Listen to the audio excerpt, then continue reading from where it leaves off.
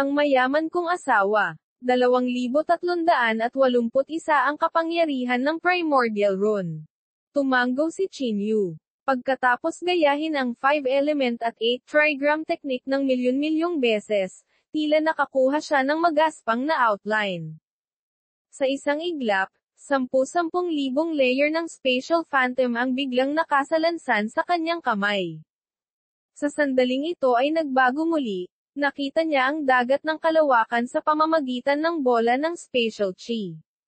Marahan niyang inabot ang kamay niya na parabang nararamdaman niya ang panloob na chi ng dagat ng kalawakan. Sa isang pag-iisip, ang bola ng Spatial Chi ay naging isang Spatial Dagger.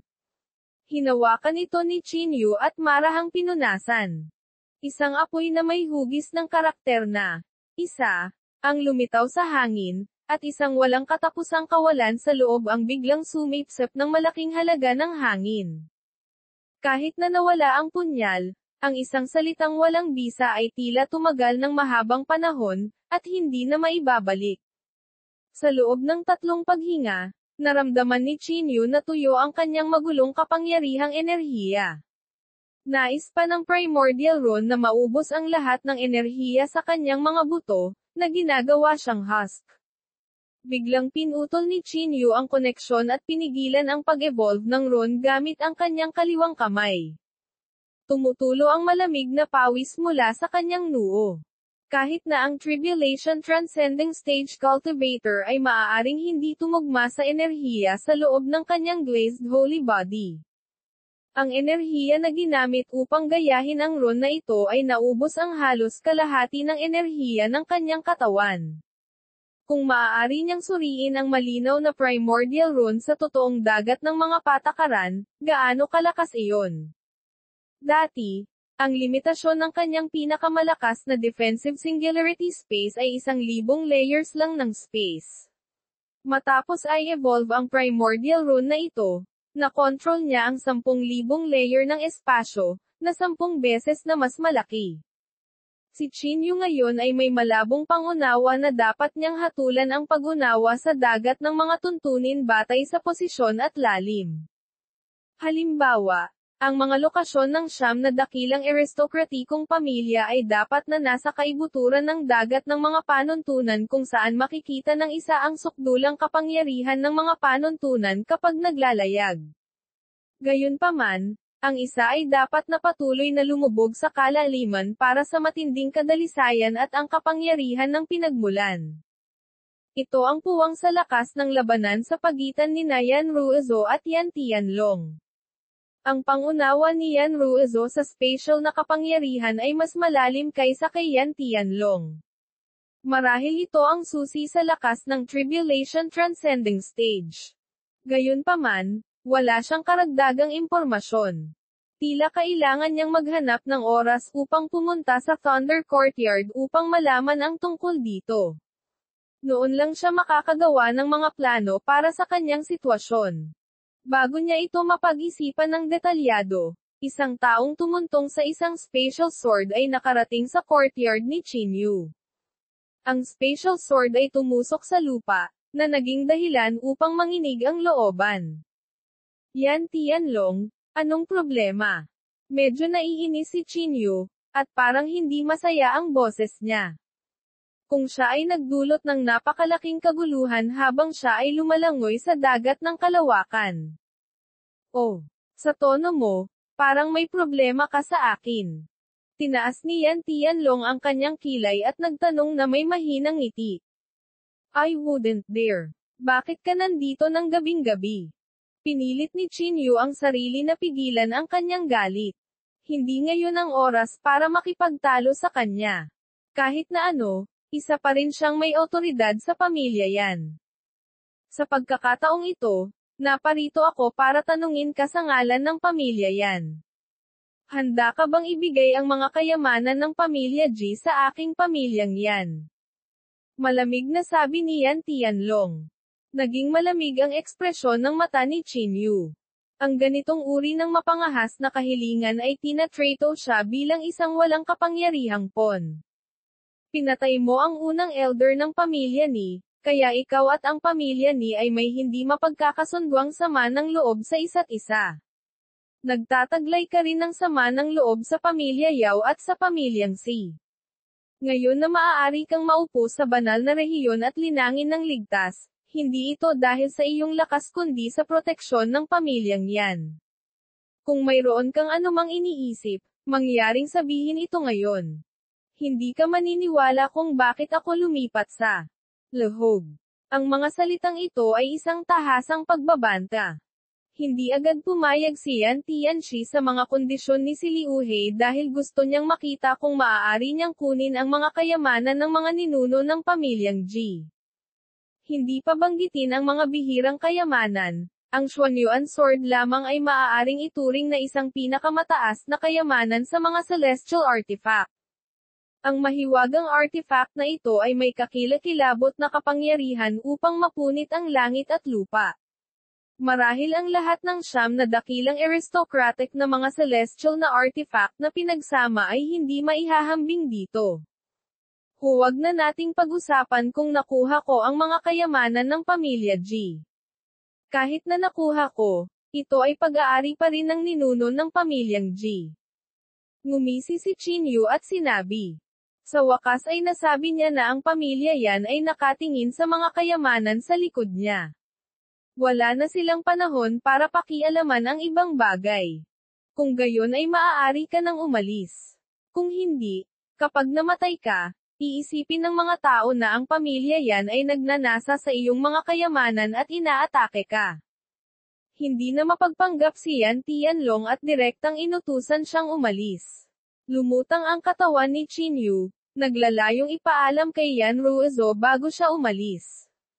Bumaba ka rito. Walang sino man ang pinapayagang lumipad sa teritoryo ng pamilya yan. Nang makita ang eksena, galit na galit si Yan Tianlong. Bigla niyang hinampas ang kamay niya sa hangin. Tila tumama ito sa ibabaw ng drum at nagdulot ng malakas na pagsabog sa hangin. Isang napakalaking puwersa ang naglakbay sa hangin at direktang tumama sa katawan ni Qin Yu. Gayunpaman, hindi mapakali si Qin Yu. Ang enerhiya ng Qi ay pumasok sa kanyang katawan at direktang naging espiritual na enerhiya na lumundag sa kanyang mga selula. Iginalaw niya ang kanyang katawan at tinungo ang Mount Donghuang. How dare you?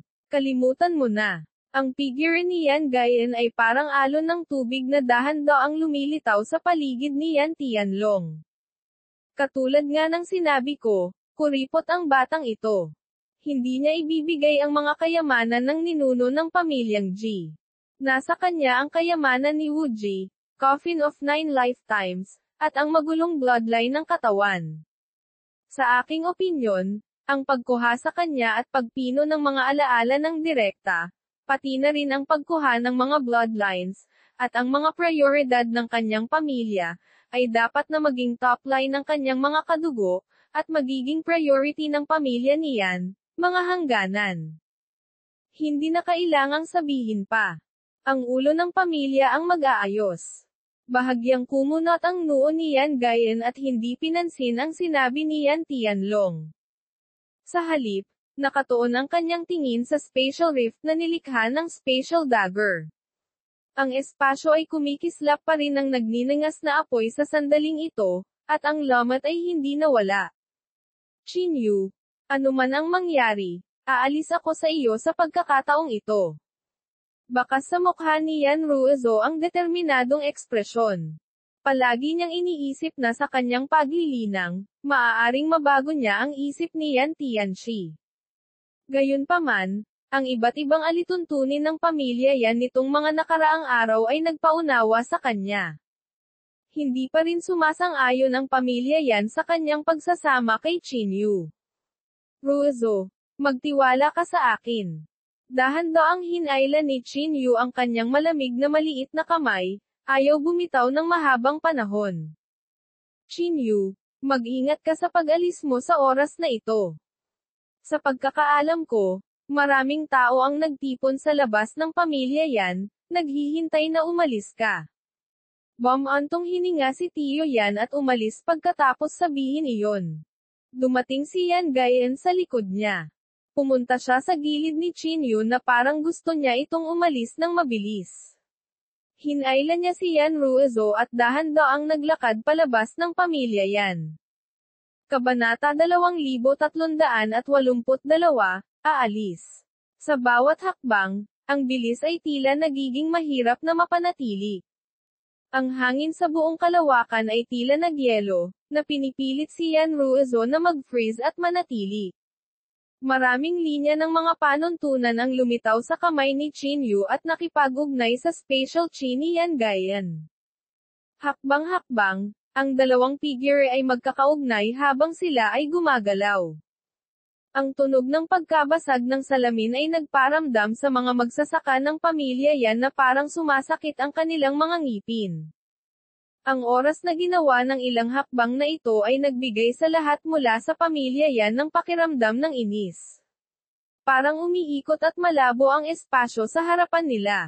Ito ay ang paghaharap sa pagitan ng spatial rules ng dalawa. Nang inig si Chinyu, at biglang bumalot ang isang surge ng spatial chi sa kanyang katawan. Gayunpaman, bahagyang gumalaw ang meridian circulation technique ni Wuji, at ang enerhiyang iyon ay naging purong enerhiya at pumasok sa kanyang katawan. Mayroon kang ilang mga kasanayan, ngunit hindi sapat. Ngumiti si Yan Gayan. Nagulat si Yan Ruizo. Si Yan Gayan ang nanguna sa labanang ito, ngunit si Chinyu ay hindi nalalayo. Ang ganitong uri ng tagumpay ay hindi kapani-paniwalang kahanga-hanga. Si Yan Gayan ay itinuturing na pangalawang pinakamakapangyarihang tao sa pamilya. Hindi lamang siya maaaring pumasok at lumabas sa Immortal Emperor Space anumang oras, ngunit mayroon din siyang walang limitasyong mga mapagkukunan. Para naman kay Chinyu, nagmula siya sa purgatorio, at alam ng lahat na hindi kumpleto ang daan ng mga panuntunan doon. Gayunpaman, ang mga kaisipang ito ay dumaan lamang sa isip ni Yan Ruizo saglit. Nakatitig kay Chinyu gamit ang kanyang magagandang mata, talagang hindi niya alam kung ano ang susunod na gagawin ni Chinyu. Gusto kong hawakan ang iyong kamay at umalis sa pamilyang Yan na ito, na sinasabi sa lahat sa Holy Region na ito na ilalabas kita sa pamilya Yan na ito ng marangal at may dignidad. Mahinang sabi ni Chinyu, na may matatag na determinasyon sa kanyang tono. Payag ka ba, Ruizo? Oo, ako. Tumanggaw si Yan Ruizo. Naunawaan niya na gusto ni Chinyu na gumawa ng huling pagtatangka. Bakas sa mukha niya ang determinadong ekspresyon. Kahit mamatay siya, iiwan niya ang pamilya Yan. Sa huling hakbang ng pag-alis sa pamilya Yan, biglang lumitaw si Yan Gayan sa kanyang harapan. Nagkasundo na ang banal na Panginoon ng pamilya Yan at ng pamilyang Si. Kung hahayaan niya silang magkasabay, marami pang pagbabago sa kasal, or Hanobe. Umulong ka pa, at mamamatay ka. Malamig ang boses ni Yan Gayan. Humakbang si Chinyu, at ang kanyang mga mata ay nagtama kay Yan Gayan. Sa likod niya, 81 Celestial Warriors ang nabuo kaagad. Sa pagkakataong ito, sa ilalim ng kontrol ni Yan Gayan, ang mga Celestial Warrior na ito ay tila nalagpasan ang ilang mga tanikala. Lalong sumambulat ang chi sa kanilang mga katawan. Sabay-sabay na sumigaw ang mga Celestial Warriors. Halos agad-agad, ang mga banal na sandata ng 81 Celestial Warriors ay sabay-sabay na naglaslas sa kanyang likod. Si Yan Gayan ay naglakad ng bahagya at mabilis sa likod ni Chinyu at inipon ang kapangyarihan ng mga panuntunan gamit ang kanyang mga daliri bago biglang bumagsak. Tumalsik ang gininto ang dugo sa likod ni Chinyu, at isang kakilakilabot na gasgas ang bumukas sa balat sa kanyang likod, na nagpapakita ng napakalaking sugat. Ang slash na ito ay para bayaran ang pamilya Yan sa ngalan ni Yan Ruizo. Mula ngayon, wala na siyang kinalaman sa pamilya Yan. Dumura si Chinyu ng isang subo ng dugo at hinayla si Yan Ruizo palabas ng pamilya Yan. Pub Future Ads. Ang Trachealus Immortal Scripture sa kanyang katawan ay umikot ng galit, sumisipsip ng malaking halaga ng nakakasakit na espiritual na enerhiya sa kanyang katawan. Ngunit kahit na gayon, Ang pag-atake na ito ay nagdulot sa kanya ng isang malaking pinsala. Sino ka sa tingin mo? Gusto mong putulin na tayo ng saintes ng pamilya natin yan sa isang sentence lang. Tumawa ng malakas si Yan Tianlong at sinabing. Walang sinabi si Yan Gayan. Tinaas niya ang mga kamay niya ng mataas. Nagkidlat sa kalangitan, at hindi mabilang na bagzo ng mabagyong hangin ang umihip sa lugar. Isang nakakatakot na panloob na chi ang biglang bumaba sa pamilya Yan. Ang panloob na chi na ibinubuga ay parang unos na mabilis na umaalingaw-ngaw sa lahat ng direksyon. Ang marahas na bagzo ng hangin na ito ay agad na nagbawas ng hindi mabilang na mga bato at kabundukan. Isang pagoda ang dahan-daang nabuo sa lupa. Ang Divine Destiny Tower. Ito ang celestial artifact na ginamit ni Yan Tianxi sa pakikipaglaban niya kay Lei Xin. Sa hindi inaasahang pagkakataon, ang pangalawang beses na ginamit niya ito ay tina-target si Qin Yu. Biglang, isang braso ang ipinatong sa balikat ni Yan Gayan. Umiling si Yan Tianxi. Masyadong mapanganib na i-activate ang tore na ito gamit ang iyong kasalukuyang lakas. Ang kaunting kapabayaan ay magiging sanhi ng iyong kapangyarihan na lumampas sa mga limitasyon ng landas ng langit. N0 Belfalibo 0K Top Update Place kapag bumaba ang Heavenly Punishment, natatakot akong mawala ang pamilya yan ng walang bakas. Huwag kang mag-alala. Hindi maaalis ng batang ito si Yan Ruax. Mahinahong sabi ni Yan Tianxi. Ang kanyang katawan ay naglabas ng isang mahiwagang panloob na chi sa puntong ito. Ang kanyang paghilinang ay tila umunlad muli sa nakalipas na 10 araw o higit pa. Malamig ang mukha ni Yan Gayan habang dahan-dahan niyang binawi ang Divine Destiny Pagoda. Ang gininto ang landas ng langit ay malapit nang bumaba. Maging ang mga patriyarka ay hindi mahuhulaan ang pag-unlad ng sitwasyon sa pagkakataong ito. Gayunpaman, ang pagkakataon ay nasa krisis din. Matagal na panahon na ang huling lumitaw ang isang pinakamataas na dalubhasa sa sangkatauhan. Marahil ay may pagkakataon na ngayon. Iniabot ni Yan Tianxi ang isang bote na naglalabas ng napakalakas na magulong chi. Ito ay isang patak ng asensya ng dugo ni si Shio. Kung isasama mo ito sa iyong katawan, magkakaroon ito ng napakalaking reaksyon sa Tianming bloodline. Maaari mong maunawaan ang higit pang kapangyarihan sa paraan.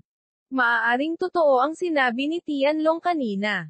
Hindi rin masama ang blood essence ng Qin Yu na ito.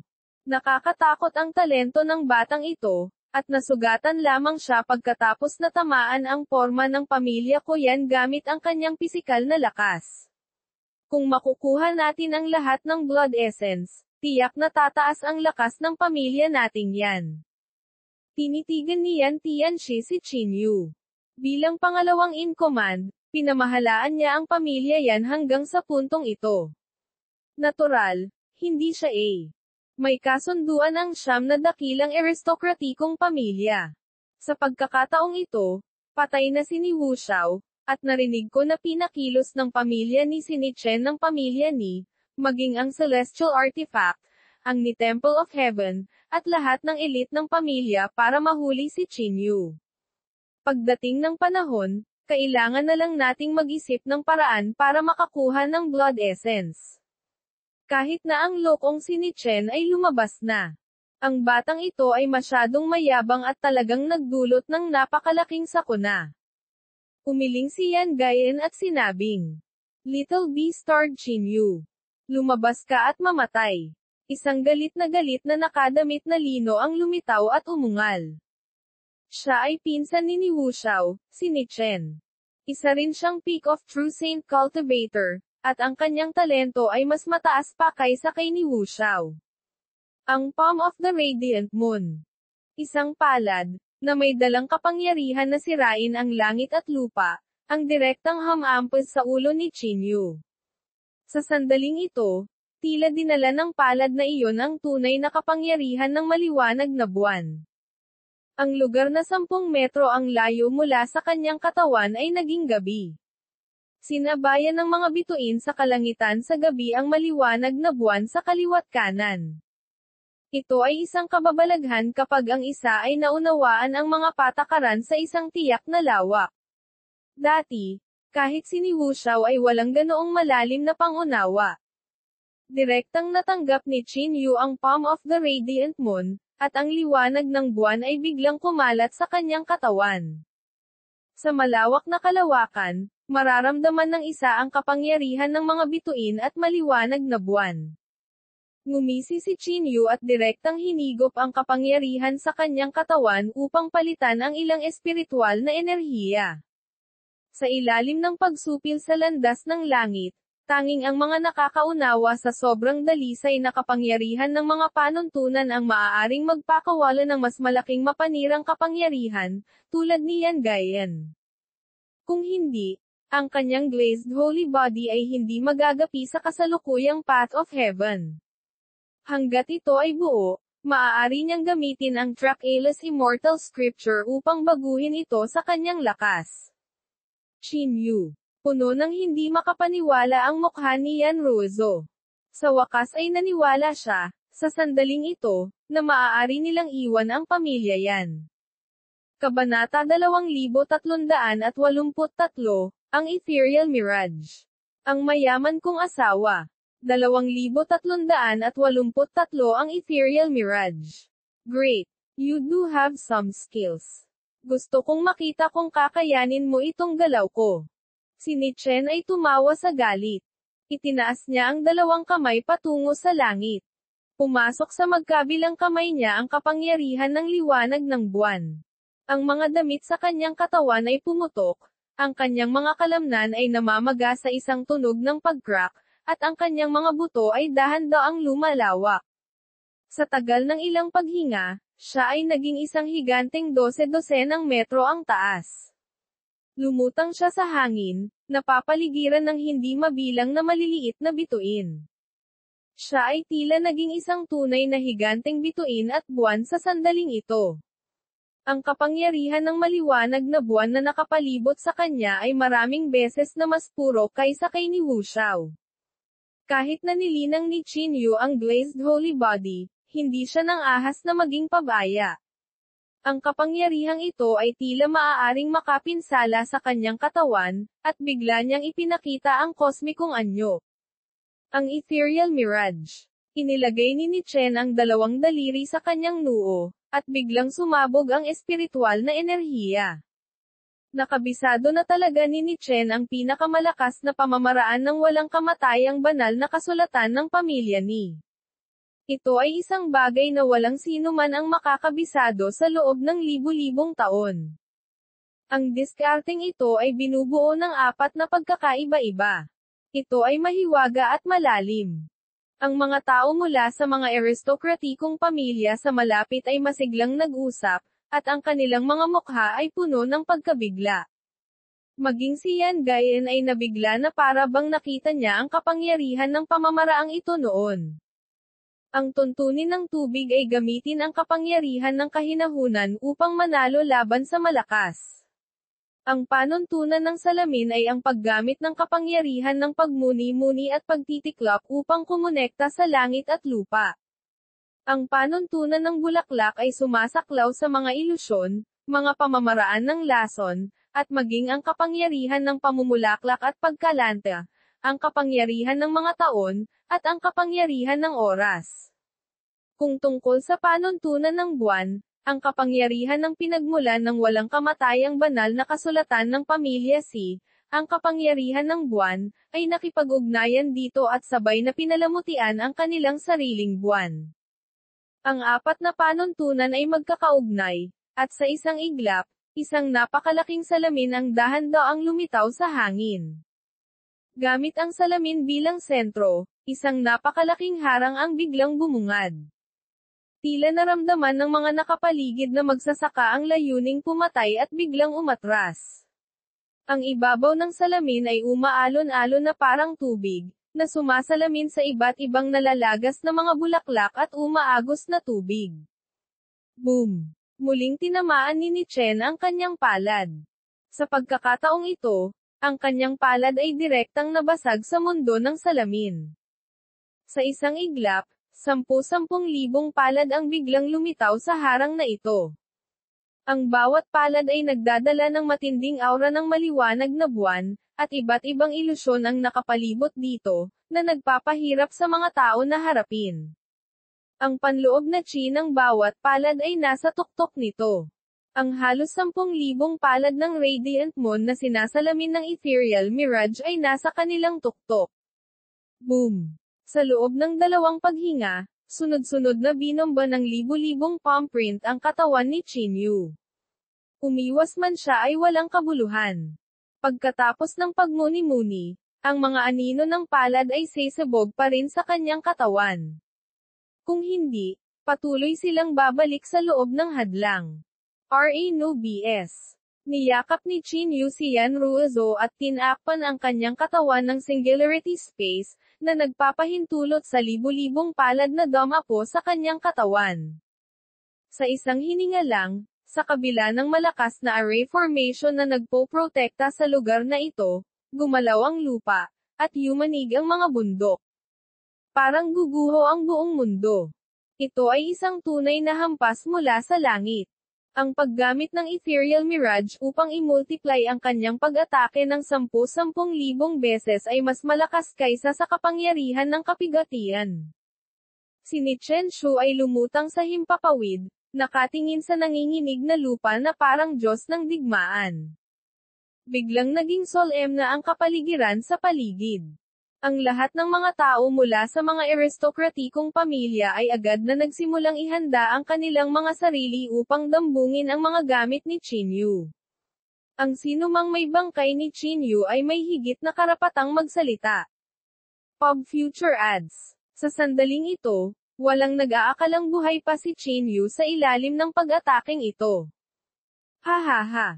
Umakyat ako sa hagdanan patungo sa langit sa Earth na may matinding pinsala sa katawan, inilagay ko ang aking sarili sa pinakamainit na lava gamit ang aking pisikal na lakas, hinarap ang bangungot sa kaharian ng ika-4 na baitang, at nakaligtas pa sa laban sa Vermilion Bird. Ano ang iniisip mo na maaari mo akong patayin sa pag-ataking ito? Binuhat ni Chinyu si Yan Ruizo at dahan-daang lumabas sa alikabok. Puno ng dugo ang kanyang katawan, nagtamo ng matinding pinsala, ngunit hindi ito naging hadlang sa kanyang pagtayo. Ako na ngayon. Ibinaba ni Chinyu si Yan Ruizo. Nakarating siya sa harapan ni Chen na may isang hakbang, at ang hindi mabilang na mga anino ng kamao na may puwersang nagwawasak sa langit ay mabangis na dumurog sa katawan ni Chen. Agad na namula ang mukha ni Chen, at nagluwa siya ng 7 o 8 subo ng dugo. Kakalabas lang niya ng Ethereal Mirage Attack, at ang kanyang katawan ay nasa pinakamahina na. Sa sandaling ito, ang bawat suntok ni Chinyu ay may kapangyarihan ng kalahating hakbang na makalangit na lakas, at wala siyang kapangyarihang harangin ito. Beastard, magwala ka. Ni Temple of Heaven. Isang galit na figure ang bumangon at direktang sinuntok si Chinyu. Isang transparent na kristal ang biglang lumaki at agad na naging isang napakalaking templo. Parang totoong mundo. Ang banal na pakiramdam ni Chinyu ay dumaan dito, at tila nakakita siya ng maraming figure na naninirahan sa loob. Nagdala ang templo ng malalim at ethereal na celestial aura. Nagdala rin ito ng sarili nitong mga patakaran. Ang templo ay itinapon kasabay ng paghampas ng isang anino ng kamao. Dahan-dahan itong lumutang sa hangin at dumurog patungo kay Chinyu. Ang nakakatakot na panloob na chi ay nagparamdam kay Chinyu ng anino ng kamatayan. Ang kanyang katawan ay biglang na-tense at ang glazed holy body ay kumikislap sa liwanag. Isang napakaraming magulong chi ang sumabog sa kanyang katawan na parang buhawi. Ang magulong vital energy ay lumundag sa Soulin Divine Artifact sa kasagsagan nito. Ito ang pinakahuling magulong chi na nakompress ng Bead of Chaos sa kanyang dantian at ng glazed holy body. 9x9 naging isa. Kaagad na nabuo ang 81 higanteng fire dragon, at ang bawat fire dragon ay naglalabas ng nakakatakot na lakas ng dragon. Boom! Sa sandaling magkasagupaan ang dalawa, sumabog ang mapanirang apoy at ang aura ng mga alituntunin ng mundo. Sa isang iglap, daan-daang makapangyarihang magsasaka ang natangay sa pag-ataking ito. Wala man lang silang oras na sumigaw bago sila naging pinaka-primitive na dust particle. Bahagyang ibinaba ng 81 fire dragon ang kanilang mga ulo at tumitig sa ni Temple of Heaven. Ang eksenang ito ay yumanig sa kaluluwa ng maraming magsasaka. Ito ang pundasyon ng isang aristokratikong pamilya. Bagamat pinaghihigpitan ito ng Path of Heaven, ito pa rin ang pinakamalakas na pag-atake. N0 Belfalibo 0K Top Update Place Paano ito mablock ng isang taong walang aristokratikong background ng pamilya? Pakiramdam ng lahat ay nabubuhay sila sa isang panaginip. Kung kayang pigilan ni Teng Zisho ang pag-ataking ito, marahil marami pa ring tao ang makakatanggap nito. You're courting death. Gusto mong ikumpara ang isang Tribulation Divine Artifact sa Celestial Artifact ng aking pamilya ni. Nababaliw na si Chen sa sandaling ito.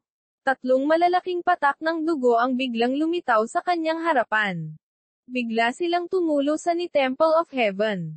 Ang templo ay sumabog muli ng 7 kulay na bahaghari na ilaw. Ang tunog ng pag-awit ng mga banal na kasulatan, ang ingay ng palengke, at ang tunog ng mga batang nagbibigkas ay nagmula sa templo. Sa sandaling ito, ang ni Temple of Heaven ay tila naging totoong mundo. Pilit na itinulak ng 7 kulay na liwanag ang pagsugpo sa landas ng langit sa isang kamao, at isang malawak na kapangyarihang pandaigdig ang muling sumabog. Ang kapangyarihang ito ay higit na nalampasan ang kapangyarihang pahiram ni Teng Zisho mula sa langit. Agad, ang apoy na dragon ay humagulgol habang ang napakalaking katawan nito ay pinigilan sa ilalim ng ni Temple of Heaven. Kayong mga bastos ng Niklan ay nagpaplano laban sa akin simula nang pumasok ako sa Holy Region. Nilabanan mo pa ang iyong salita at tinambangan ako bago ako umalis. Akala ba ng grupo ng mga daga na tulad mo ay mapapatay mo ako? Si Qin Yu ay parang demonyong Diyos, na naglalabas ng walang kapantay na dominanteng aura sa pagitan ng kanyang mga kamao at mga sipa. 10,000 suntok at sipa ang agad na binomba ang ni Temple of Heaven. Gayunpaman, masyadong malaki ang pagitan ng dalawa. Ang ni Temple of Heaven na nagtutulak palayo sa aura ng Path of Heaven ay sumabog na may tunay na kapangyarihan ng kapigatian. Kabanata 2384, Kaguluhan, pagkawasak ng lahat ng bagay. Ang mayaman kong asawa, 2384 na kaguluhan, pagwawasak ng lahat ng bagay. Ang pagkakaiba ng kapangyarihan ng dalawa ay parang langit at lupa, buwan at mga bituin. Kahit ilang suntok at sipa ang ibinaton niya ay hindi niya talaga kayang labanan. Matalas ang dila mo. Kahit na tumubo ka pa ng 10 bunganga ngayon, mamamatay ka. Talagang isasabit ko ang bangkay mo sa pinakamabaho at maduming lugar at hahayaan kang manatili doon ng 10,000 taon. Si Chen ay tumawa ng baliw at ginawang muli ang ni Temple of Heaven kasama ang mga tao ng pamilya ni, na gustong durugan si Qin Yu sa isang meat patty. Pumutok ang panloob na Qin Yan Ruizo, ngunit pinigilan ito ni Qin Yu. Ruizo, huwag kang mag-alala. Talagang ilalabas kita sa pamilya yan gamit ang aking kapangyarihan. Qin Yu, naniniwala ako sa iyo. Kung hindi mo kayang gawin ang strike ngayon, ako, si Yan Ruizo, ay sasamahan ka. Ang mga mata ni Yan Ruizo ay puno ng luha. Tila nakita niya si Qin Yu noong una niya itong makita. Ang mahina ngunit walang humpay na lalaking iyon. Boom! Hindi na kayanan ng 81 fire dragon ang pressure at biglang sumabog sa dagat ng apoy sa kalangitan.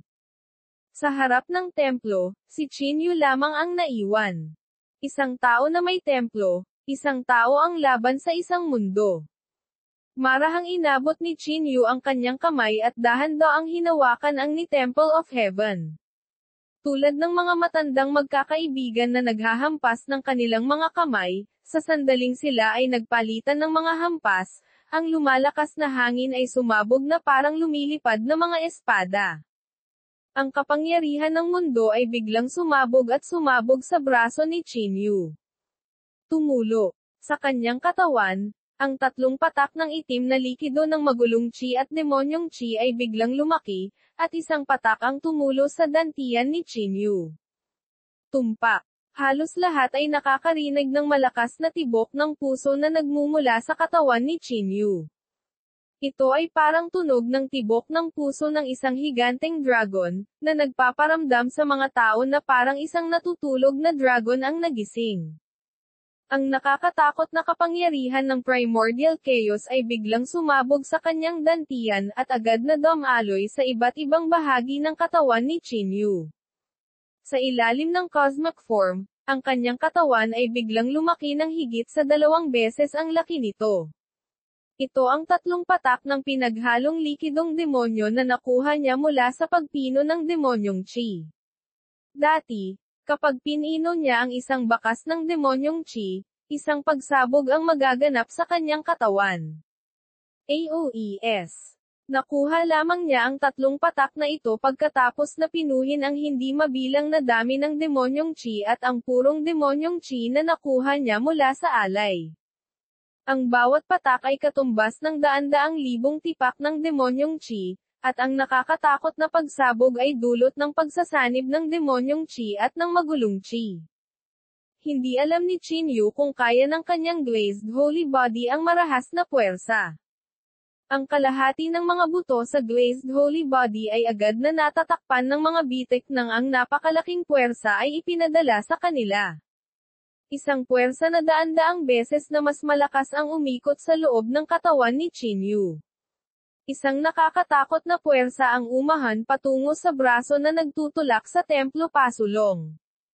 Ang kumikinang na ilaw sa kanyang braso ay kumikislap at napigilan pa ang liwanag ng templo sa isang iglap. Boom! Ang takbo ng main hall ay biglang bumagal ng kaunti, at ang buong espasyo ay naglabas ng nakakatalim na tunog ng friction. Ito ang tunog na ginawa ng alitan sa pagitan ng trilyong kapangyarihan ng isang mundo at kalawakan.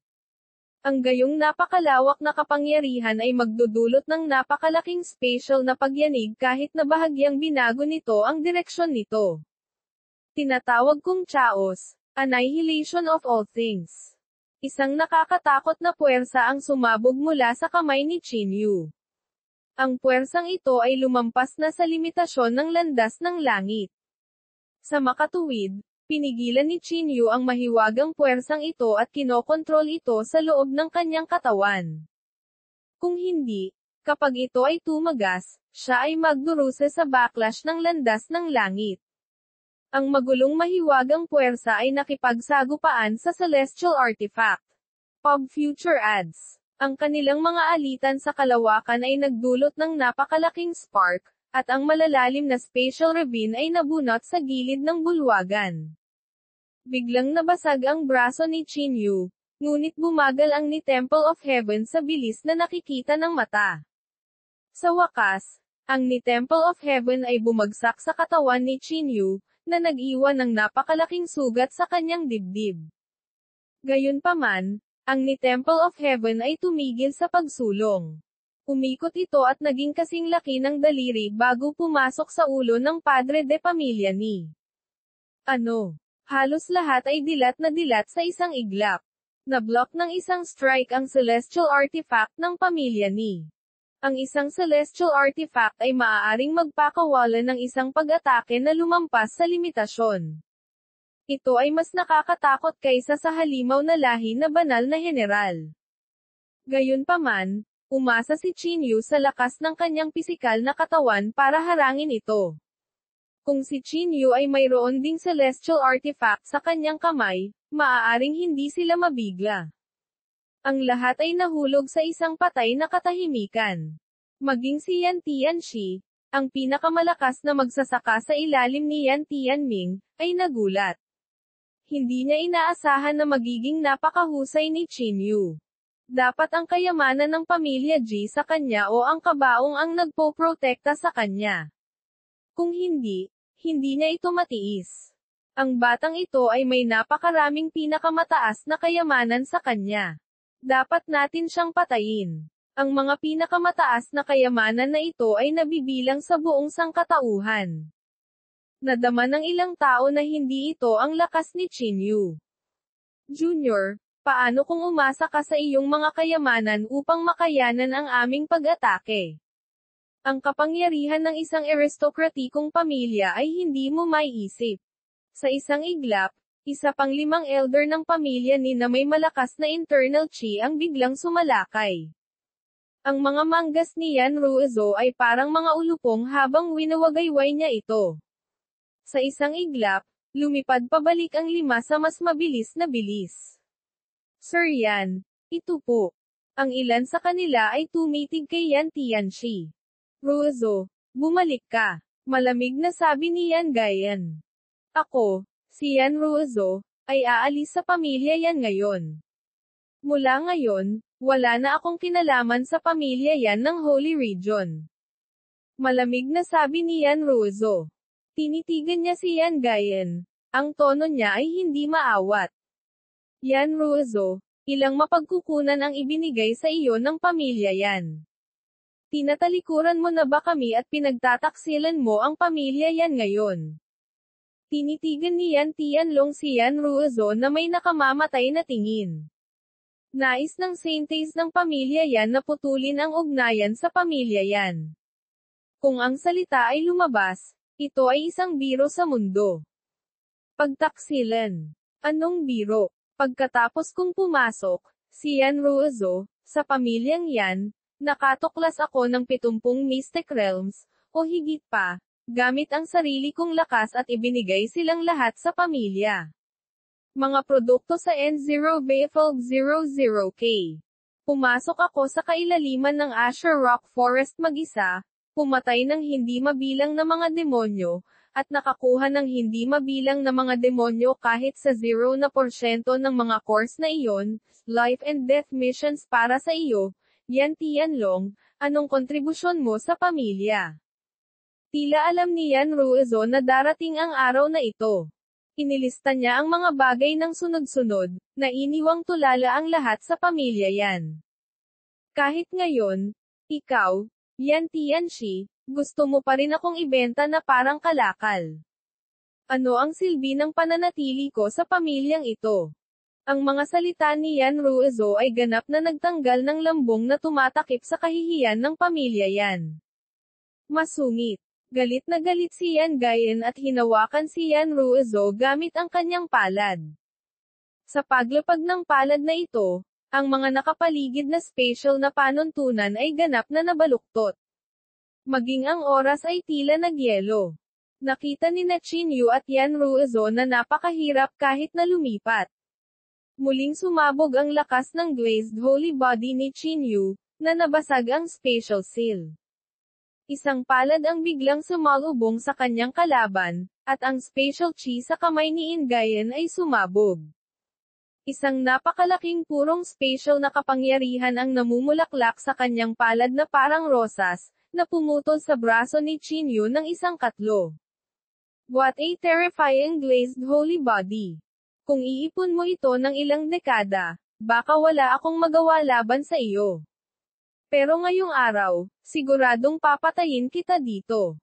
Ang palad ni Yan Gayan ay nabahiran ng dugo ni Chinyu, at sinabi niyang walang pakialam. 2,385 ang gintong landas ng langit. Sa di kalayuan, lahat ng tao mula sa pamilya ni ay nag-activate ng ni Temple of Heaven at napuno ito ng espiritual na enerhiya ng baliw, naghahanda na muling umatake. Samantala, kinuha ng pamilya yon ang pinakamataas na kayamanan ng kanilang pamilya, ang Heaven Sealing Orb, at ganap na tinatakan ang espasyo sa labas. Ang iba pang mga tao ay direktang sumugod, na gustong patayin si Chinyu, hindi sila binibigyan ng anumang pagkakataon. Yan Ruizo, ayos lang kung gusto mong umalis sa pamilya Yan, Pero aalisin namin ang bloodline mo. Lahat ng mayroon ka ay sa pamilya yan. Malamig na tumikim si Yan Tianlong. Magwala. Sumulyap si Qin Yu sa kanya nang walang pakialam. Ang soul-shattering golden radiance ay nawasak mula sa kanyang dagat ng kamalayan, at ang napakalaking kapangyarihan ay nagpaputi ng kanyang mukha. Isang strand ng divine sense power ang direktang sumabog sa kanyang gintong liwanag. Muling kumilos si Yan Gayan at iniligtas si Yan Tianlong. Sabay-sabay na sumabog ang dalawang divine senses. Ang soul-shattering golden radiance ay hindi hamina at direktang nilaslas ang katawan ni Yan Tianlong. Gayunpaman, sa pagharang ni Yan Gayan, ang kapangyarihan ay nabawasan ng malaki at hindi nabanta kay Yan Tianlong. Napaungol si Yan Gayan, medyo hindi natural ang kanyang ekspresyon. Ang pag-aaway ng mga banal na pandama ay ang pinakamapanganib. Kapag nasugatan, magtatagal bago mabawi. Gayunpaman, mayroon si Qin Yu ng Soul Torment Mind Technique, at ang kanyang Divine Sense Power ay mabilis na nakabawi.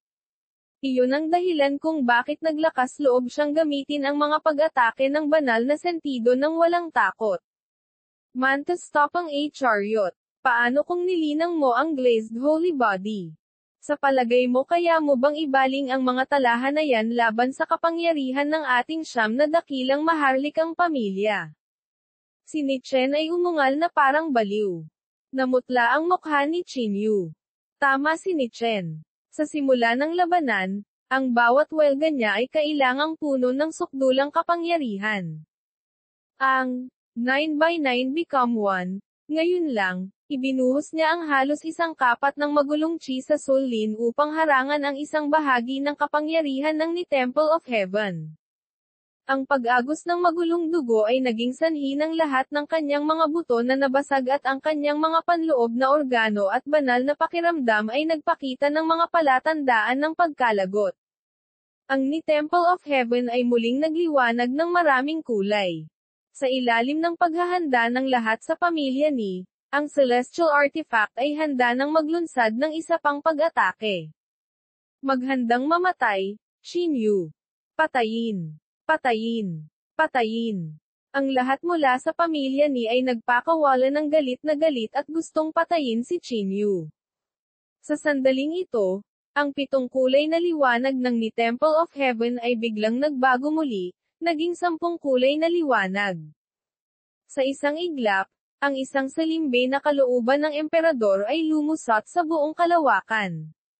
Ang 10 kulay na liwanag ng ni Temple of Heaven ay talagang nagtulak muli sa Path of Heaven palayo mula sa isang kamao hanggang sa 1 metro. Naira BS. Ang espasyo sa paligid ng ni Temple of Heaven ay nabasag, at ang tunay na kapangyarihan ng celestial artifact ay nagsimulang gumising. Ang mga cultivator ng pamilya ni na kumokontrol sa celestial artifact ay halos agad na naramdaman ang mapangwasak na kapangyarihan ng emperador. Maliban sa ilang may mataas na cultivation, ang iba ay hindi napigil ang lumuhad. Ito ang pagpapasakop na ipinahayag mula sa kaibuturan ng kanilang mga kaluluwa. Ano ito? Ang mga mata ni Yan Tianxi ay kumikinang sa gulat. Ang landas ng langit ay nagsimula ng magbago. Nagsimula ng bumaba ang gintong landas ng langit. Halos sabay-sabay, sa walang hanggan na walang laman na iyon, sa loob ng maraming layer ng magkakapatong at nagsusupol na mga eroplano, biglang bumaba ang spatial pressure. Maraming mga nakatagong espasyo at mystic realms na pinigilan sa walang hanggan na kawalan ang biglang sumabog na may nakakagulat na liwanag ng kayamanan. Hindi mabilang na umaalingaw-ngaw na chi mula sa buong banal na rehiyon. Kabilang sa mga ito, maraming mga sinaunang eksperto ang tumawa ng husto at naghanda na kumilos. Ang mga cultivator na ito ay pawang mga eksperto sa Tribulation Transcending Stage ng nakaraang Path of Heaven. Sila ay tinanggihan ng landas ng langit at naging umatras. Bumaba ang Golden Path of Heaven, at nawala ang mga tanikala sa kanilang mga katawan. Pagkatapos ng 10,000 taon sa pag-atres, sa wakas ay maaari na silang lumipad sa langit at tumalon sa dagat. Ang lahat ay labis na nasa sabik. Isang magandang panahon ang malapit nang dumating. Maaari silang makipagkumpetensya sa mga langit at gawin ang anumang gusto nila sa ilalim ng gintong landas ng langit. Mabilis na kontrolin ang celestial artifact para patayin si Chinyu at pagkatapos ay bumalik kaagad sa pamilya. Malaking pagbabago ang ekspresyon ng ulo ng pamilya ni habang sumisigaw. Walang sino man ang umasa na bababa ang gintong landas ng langit sa sandaling ito. Kapag nagsimula na, ang pagsupil sa landas ng langit ay ganap na magwawakas pagkaraan ng ilang panahon. Ilabas ang celestial artifact at protektahan ang nakapaligid sa loob ng 10,000 milya. Malamig na sabi ni Yan Gayan. Hindi lamang ang pamilyang Yan, pamilya Si, at pamilyang Yao, kundi pati na rin ang pamilyang yon na matagal nang nagbuklod sa paligid gamit ang Heaven Sealing Orb. Halos lahat ng 9 na dakilang aristokratikong pamilya ay naglabas ng kanilang mga celestial artifact dahil, sa sandaling ito, maraming makapangyarihang divine sense ang nakalock sa lugar na ito. Ang mga ito ay ang lahat ng mga makapangyarihang magsasaka ng kaharian mula sa nakaraang Path of Heaven. Sa sandaling gumawa sila ng isang hakbang, tiyak na mababaligtad nila ang mundo. Sa makatuwid, ang 9 na dakilang maharlikang pamilya na nakipagkasundo ay palihim ng tinatakan ang buong espasyo. Hinati na nila ang pinakamataas na kayamanan sa katawan ni Chinyu. Gumalaw ang katawan ni Yan Gayan, at muli niyang ipinalakpak ang kanyang mga palad na may nakakagulat na spatial power. You took one of my moves kanina. Let's see if your body can take it this time. Habang nababawasan ang pagsugpo sa landas ng langit, ang spatial na kapangyarihan sa kanyang kamay ay naglalabas ng mas nakaka-suffocate na internal chi. Ang pag-ataking ito ay mas malakas kaysa sa nauna, na nagpapakita ng kapangyarihan ng way of space na naintindihan niya. Samantala, ang ni Temple of Heaven ay naglunsad ng isa pang pag-atake. Halos hindi nito pinahintulutan si Chinyu na huminga, na gustong patayin siya ng tuluyan. Sa sandaling iyon, isang malabong ron ang biglang lumitaw sa kamay ni Chinyu. Ang ron ay tila napapalibutan ng hindi mabilang na mga ulap at ambon, at walang sino man ang nakakakita nito ng malinaw. Biglang nakaramdam ng panganib si Yan Gayan kasama ang hitsura ng ron. Ito ay tulad ng takot ng mga primitive na tao sa apoy, ang takot sa mga ligaw na hayop sa hindi alam. Hindi pa niya pananggahasan ang pag-atake kay Chinyu. Sa halip, pilit niyang pinigilan ito at umatras ng mas mabilis pa. Napansin ng lahat sa loob ng 10,000 metro ang isang kakaibang kababalaghan na lumilitaw sa nakapalibot na espasyo habang ang ron ay lumitaw. Anong nangyayari? Isang cultivator ang umungal sa takot. Bigla niyang napagtanto na nakatapak na pala siya sa kalawakan nang magpuwersa siya sa ilalim ng kanyang mga paa. Parang nakatapak ng kabibi, ang isang paa niya ay agad na bumagsak sa kawalan at nabasag ng marahas na void power. Bumalik ka. Sa kabutihang palad, napansin ito ng isang cultivator sa tabi niya at hinayla siya pabalik. Kung hindi, baka nahulog siya dito. Sa kanyang pagpuwersa, isang malaking itim na butas ang lumitaw sa kanyang paligid, na agad na durog sa kanyang katawan. Napansin ng lahat ng mga magsasaka ang sitwasyong ito. Habang nagbabago ang kanilang espiritual na chi, ang espasyo ay kasing babasagin ng papel. Ang lugar na ito ay malapit sa pamilya Yan. Maraming porma sayon ang naitayo sa nakalipas na 10 milyong taon. Kahit na ang matinding kapangyarihan ng Path of Heaven ay nakakapunit lang ng espasyo. Maliban sa celestial artifact na iyon, imposibleng lumikha ng ganoong napakalaking spatial rift. Naabsorb ng ron na iyon ang lahat ng spatial power. Lahat, huwag munang gamitin ang iyong espiritual na kapangyarihan. Malamig na sabi ni Yan Gayan habang lumulutang siya sa hangin. Sinaktan niya ang libu-libong spatial na kapangyarihan gamit ang dalawang kamay upang pansamantalang patatagin ang espasyong ito. Ano nga ba ang Ron na iyon? Sa sandaling ito, tumingin siya sa Ron na may takot. Kabanata 2386, Pag-uwi.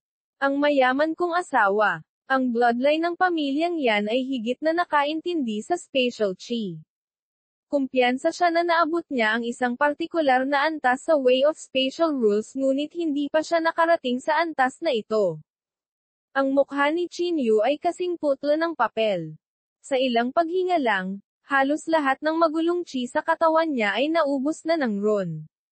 Maging ang espiritual na enerhiya sa kanyang mga buto ay malapit ng mapisil. Matapos makuha ng malabong Ron ang napakaraming espiritual na enerhiya mula sa banal na katawan ni Chinyu, bigla itong naglabas ng sinag ng liwanag. Ang liwanag na sinag ay bumaril sa malayo. Ruizo, sumama ka sa akin. Nahihirapang sabi ni Chinyu. Hinailan niya si Ruizo at tinungo ang daanan na iyon. Gusto mong umalis. Galit na galit si Yan Gayan. Isang higanteng kamay ang dumiin pababa, sinusubukang patayin ang sinag. Gayunpaman, nawala ang higanteng kamay bago ang sinag. Walang nakakaalam kung saan napunta ang lakas ng higanteng kamay. Para bang direktang nilalamon ng espasyong ito. Sa di kalayuan, isa pang katulad na Ron ang umalangaw-ngaw. Isa itong spatial passageway na ginawa ni Chinyu gamit ang malabong primordial Ron. Ang kanyang pangalawang anyo ng desolated na banal na mata ay dati nang pinag-aralan ang spatial passageway nang bumalik siya sa Holy Region. Sa sandaling ito, sa tulong ng primordial Ron, lumikha siya ng isang mahusay na spatial na landas na humantong sa kalayaan. Ang dalawa ay hinailan ng isang napakalaking puwersa, at ang kanilang mga katawan ay nawala mula sa lugar sa isang bilis na mahirap para sa banal na kahulugan upang makita. Sir Yun, wag mo silang pakakawalan. Heaven Sealing Orb. Halos sabay-sabay, 10 matatanda ng pamilyang yun ang nag-activate ng Heaven Sealing Orb. Sa ilalim ng kontrol ng 10 matatanda ng pamilya yon, hindi mabilang na kidlat ang nahulog na parang talon. Ang mga Thunderbolts ay parang isang bakal na tanikala na nakagapos sa buong espasyo, na ginagawang parang bato ang hangin sa espasyong ito. Sa ilalim ng pagluwag ng Path of Heaven na pagsupil at kasabay ng pag-activate nito ng 10 matatanda ng pamilya yon. Ang kapangyarihan ng Heaven Sealing Orb na inilabas ay iba sa kung ano ito sa purgatorio. Ang landas ng sinag ng liwanag patungo sa labas ng mundo ay biglang nalock. Sa pagitan ng light beam na nabuo ng primordial Ron at ng Thunderbolt chain ng Heaven Sealing Orb, bumagsak ang espasyo ng libu-libong beses sa isang iglap. Ang mga layer ng espasyo ay nawasak at nabuhay muli at pagkatapos ay nawasak muli. Ang marahas na spatial chi na parang unos. Ang ulo ng isang 8th grade True Saint Elder ng pamilya G ay tinusok ng ihip ng hangin, na sinira ang kanyang kaluluwa. Break. Nagpakawala si Chinyu ng paos na dagandong at piniga ang huling magulong chi sa kanyang katawan sa primordial Ron. Lahat ay activate ang Heaven Sealing Orb. Sumigaw ang ulo ng pamilya yon, alam niyang naabot na niya ang pinakamahalagang punto. Ito ang buong puwersang sagupaan sa pagitan ng primordial Ron at ng celestial artifact. Biglang tumama ang isang kidlat sa Heaven Sealing Orb.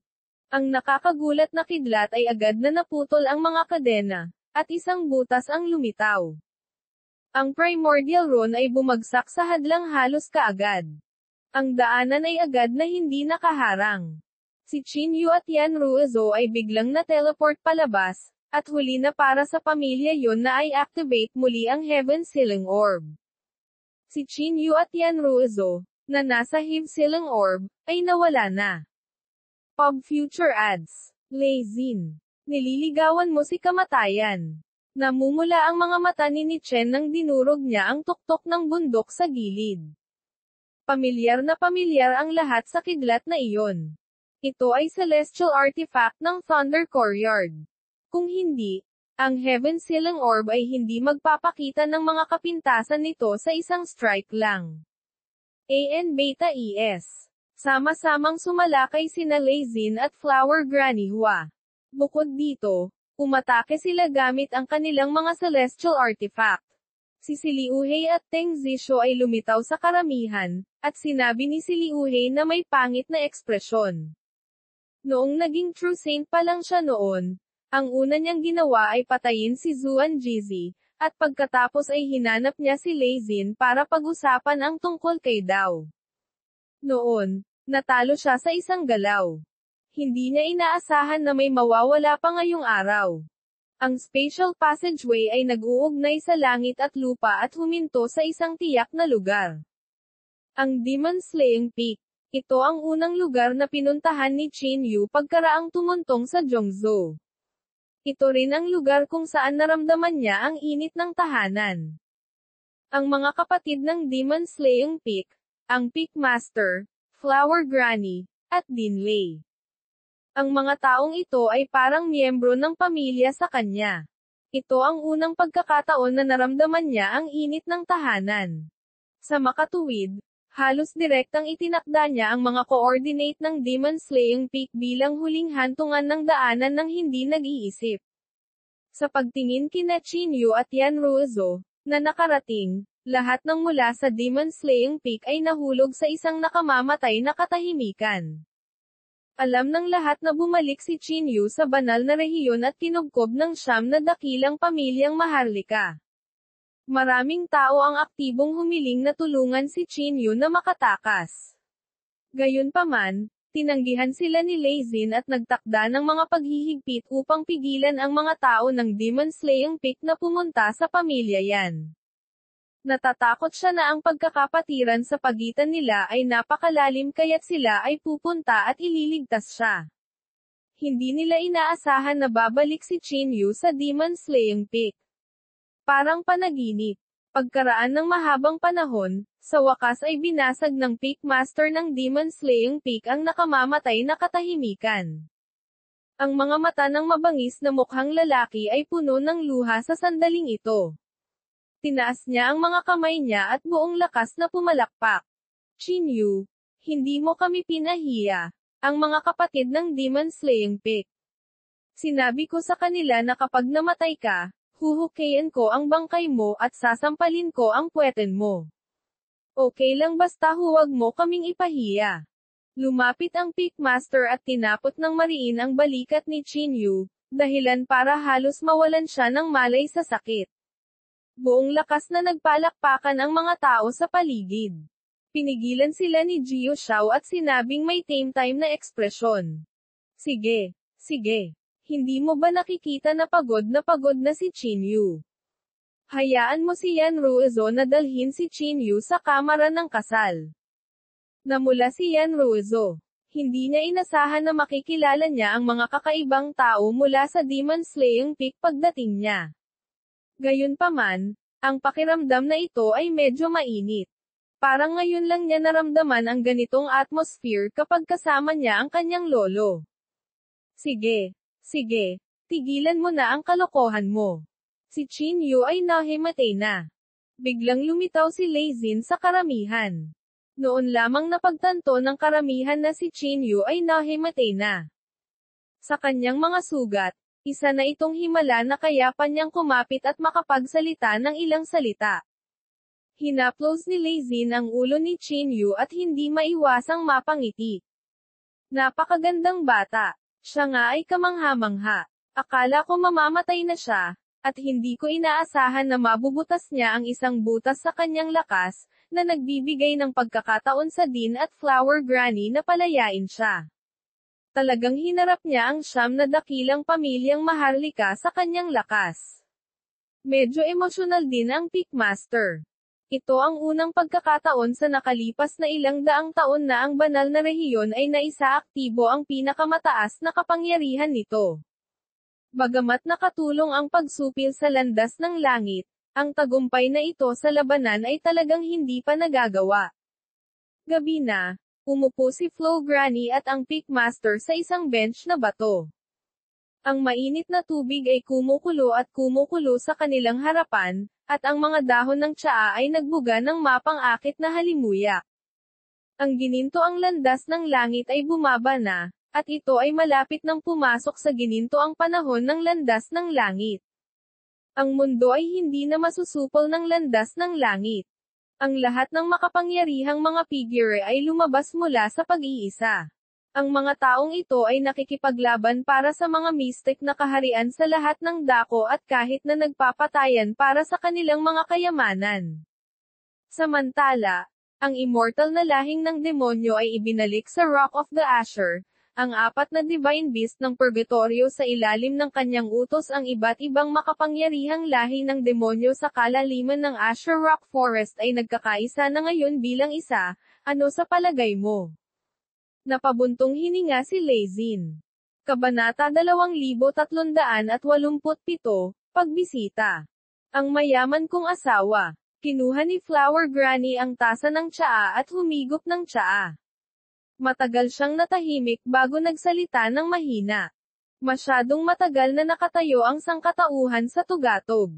Mula nang likhain ang mundo sa panahon ng primordial chaos at pagkatapos ng kapanganakan ng sangkatauhan, anuman ang taon ng landas ng langit, ang mga tao ay patuloy na nagbunga ng mga pambihirang individual na umabot sa kaitaasan. Nagtaglay sila ng mga kakilakilabot na banal na artifact at kahit na nagkaroon ng 100 silang mga immortal na emperador at may pinakamalakas na mga suppressor ng kanilang lahi, maunlad na lupain, pinipigilan ang mga halimaw at mga multo na karera sa mas mababang dimensyon na mga eroplano. Oo, maraming makapangyarihang individual ang lumitaw sa kaharian ng mga multo sa paglipas ng mga taon. Ang 5 dakilang Ghost Emperors ay kinabibilangan ni Emperor Fengdo, ang hari ng Underworld, Yama, Shento, at Soul Emperor Daoluo. Mula sa simula ng Primordial Chaos, ang lahi ng demonyo ay nagkaroon ng tuloy-tuloy na angkan ng 10 sagradong mga hayop. Gayunpaman, sa ilalim ng pagsupil ng Immortal Emperor Tianming, ang lakas ng mga dayuhang lahi na ito ay unti-unting hamina, at ang sangkatauhan ay nangingibabaw sa malaking bahagi ng kosmikong swerte kahit na sa panahon ng degenerate, may mga kakilakilabot na magsasaka tulad ni Wu Ji na maaaring kalabanan ang immortal na emperor, na pinipigilan ang mga dayuhang lahi at nagtanim ng matinding takot sa kanila.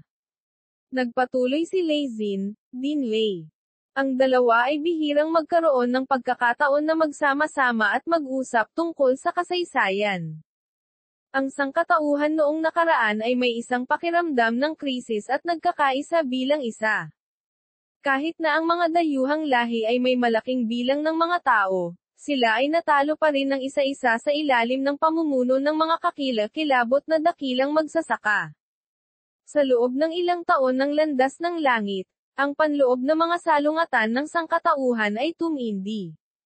Maraming mga tao na may mahusay na kosmikong kapalaran ay sumama sa kanilang mga kamay, kung sila'y nakawan ng kanilang mga kamay, kung sila ay nakawan ng kanilang mga kamay, at sila ay nakawan ng kanilang mga kamay, pumatay, na nagiging sanhi ng pagkawala ng kanilang orihinal na kosmikong swerte na ito ay tila unti-unting nagpapahina sa kosmikong swerte ng sangkatauhan. Tumanggo si Lei Xin at sinabing, tama. Ang Path of Heaven ng demonyo, halimaw, at multo na karera sa pagkakataong ito ay dumudurog sa Path of Heaven ng sangkatauhan ay isa sa mga sitwasyon. Marahil ang sangkatauhan ay nasakop ang napakalaking swerteng kosmiko sa loob ng mahabang panahon. Ngayon, ang landas ng langit ay malapit ng sumailalim sa sinumang makaranas ng ginintoang pagbabago sa heaven, maaaring mag-akay sa atin mula sa suliraning ito. Matagal na natahimik ang dalawa, at solemn na ang kanilang mga ekspresyon. Nagpatayan ang mga tao para agawin ang mga mystic realms na lumitaw sa lahat ng dako. Marahil maraming tao ang nakakita na sa lahat, tulad ng Flower Granny Hua at Lei Xin. Gayunpaman, ito ay walang silbi. Karamihan sa mga tao sa mundo ay ganyan. Kahit na may mga taong nakakita nito, hindi nila pipigilan ang napakalaking kalakaran. Ang sitwasyong ito ay hindi nangyari ng magdamag kundi resulta ng libu-libong taon ng kasiyahan sa sangkatauhan. Ito ay napakatagal na halos lahat ay nadama na ang sangkatauhan ay hindi haharap sa isang krisis. Kahit na sa sandaling ito, walang nakadama ng anumang napipintong panganib. Katulad noong unang panahon na malapit nang mapuksa ang lahi ng multo. Ang lahat ng mga tao ng lahi ng multo ay nagsanib sanhi upang labanan ang malupit na kapaligiran sa polar dimensional na eroplano at sa wakas ay nakaligtas. Matagal ng panahon na ang sangkatauhan ay nagkaroon ng Immortal Emperor. Isa rin ito sa mga pagsubok na kailangang tiisin ng sangkatauhan. Isa rin ito sa mga pagsubok na ipinagkaloob ng landas ng langit sa sangkatauhan. Kung ito man ay isang kalamidad o isang pagpapala mula sa langit ay nananatiling hindi alam. Sa aking pananaw, maaaring ito ang susi sa pag-angat ng sangkatauhan, kung paanong ang lahi ng tao, lahat ng nilikha. Isang malakas na boses ang biglang tumunog mula sa gilid, at dahan-daang lumitaw ang dalawang figure sa espasyo. Si Siliuhei ang nagsalita, at si Yan Tianxi ay tumabi sa kanya. Kinatawan nila ang dalawang pinakamakapangyarihang pamilya ng siyam na dakilang maharlikang pamilya, ang gumaganap na ulo ng pamilyang Si at ang ulo ng pamilyang Yan. Ang katawan ni Siliuhei ay nagbuga ng nakakatakot na makapangyarihang internal chi kahit na tila pinipigilan niya ito ng pilit. Pagkatapos ng lahat, ang Golden Path of Heaven daw ay dahan-dahan pa ring bumababa. Aabutin ng ilang araw bago tuluyang mailabas ang pagsupil. Sa kabilang banda, si Yan Tianxi ay parang ordinaryong tao. Tila itinago niya ang lahat ng kanyang panloob na chi sa kanyang katawan at hindi man lang tumagas. Kayong dalawa ba ay kumakatawan sa siyam na dakilang maharlikang pamilya para magdeklare ng digmaan laban sa aking Thunder Courtyard? Dinwei, baligtad ang sinabi mo. Si Thunder Courtyard ang gustong magsimula ng digmaan kasama ang siyam na dakilang pamilyang maharlika. Pilit mong inagaw ang saintes ng pamilya Yan at pinalayas ang kriminal na si Qin Yu. Hindi ba ito masyadong kawalang galang sa siyam na dakilang maharlikang pamilya? Nirerespeto namin si Dinwei at Flower 82-time, Rano S. Mahinahong sabi ni Siliuhei. Qin Yu is just like my son. It means to start a war with me if you want him. I don't care even if I have to destroy everything. You two don't have to show me any respect. You may start now since you dare to come to Thunder Courtyard. Tumayo si Lei Xin at hindi sumuko. Kung gayon, paano ang santo ng pamilya Yan? Mahinang sabi ni Yan Tianxi. Narinig ko na noong si Grandmaster Si ay naging true saint, natalo siya sa din sa isang talakayan sa Dao. Ngayon, sa tingin ko ay makikipagpalitan ako ng paglipat kay Flower Granny bago pag-usapan ang anumang bagay. Pub Future Ads. Pinagdikit ni Yan Tianxi ang kanyang mga palad at biglang nag-cross ang kanyang mga daliri. Ang kanyang katawan ay tila nawala ang lahat ng panloob na chi sa isang iglap, at isang liwanag na anino ang lumabas sa kanyang katawan. Nakarating siya sa harap ng Flower Granny na kasing bilis ng isang panandaliang pagmuni-muni sa ibabaw ng tubig. Ang maliwanag na anino na ito ay ang kamalayan ni Yan Tianxi. Sa kanilang antas, karaniwang ginagamit lamang nila ang kanilang kamalayan upang lumaban, hindi ang tunay na labanan, tulad ni Siliuhei at Lei Xin na tinatalakay ang Dao habang naglalaro ng chess, maliban kung mayroon silang nakamamatay na sama ng loob. Kung hindi, ang labanan ng magkatulad na cultivation realms ay makakaapekto sa napakaraming bagay, at walang makakapagsabi kung ang kabilang partido ay may desperadong hakbang sa pagpatay. Nagpakita si Flower Granny ng isang solemn na ekspresyon at ipinikit ang kanyang mga mata. Katulad nito, isang palad ang direktang sumalubong sa kamalayang iyon sa isang iglap. Si Lei Xin at si Siliuhei ay umatras 1,000 metro ang layo. Isang pagoda ang lumitaw sa kamay ni Lei Xin Lei. Walong napakalaking sinag ng liwanag ang bumaril sa lahat ng direksyon, na nagpapatatag sa espasyo.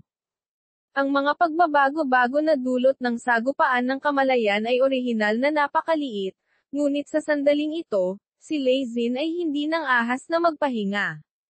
Pagkatapos ng lahat, sila ay nasa Thunder Courtyard, at ang lahat ng mga nasawi ay ang mga tao ng Thunder Courtyard. Isang bagyo ang biglang sumabog sa open space. Libu-libong matutulis na spatial blades ang lumitaw sa kawalan na may matalas na labaha at nagsimulang umatake.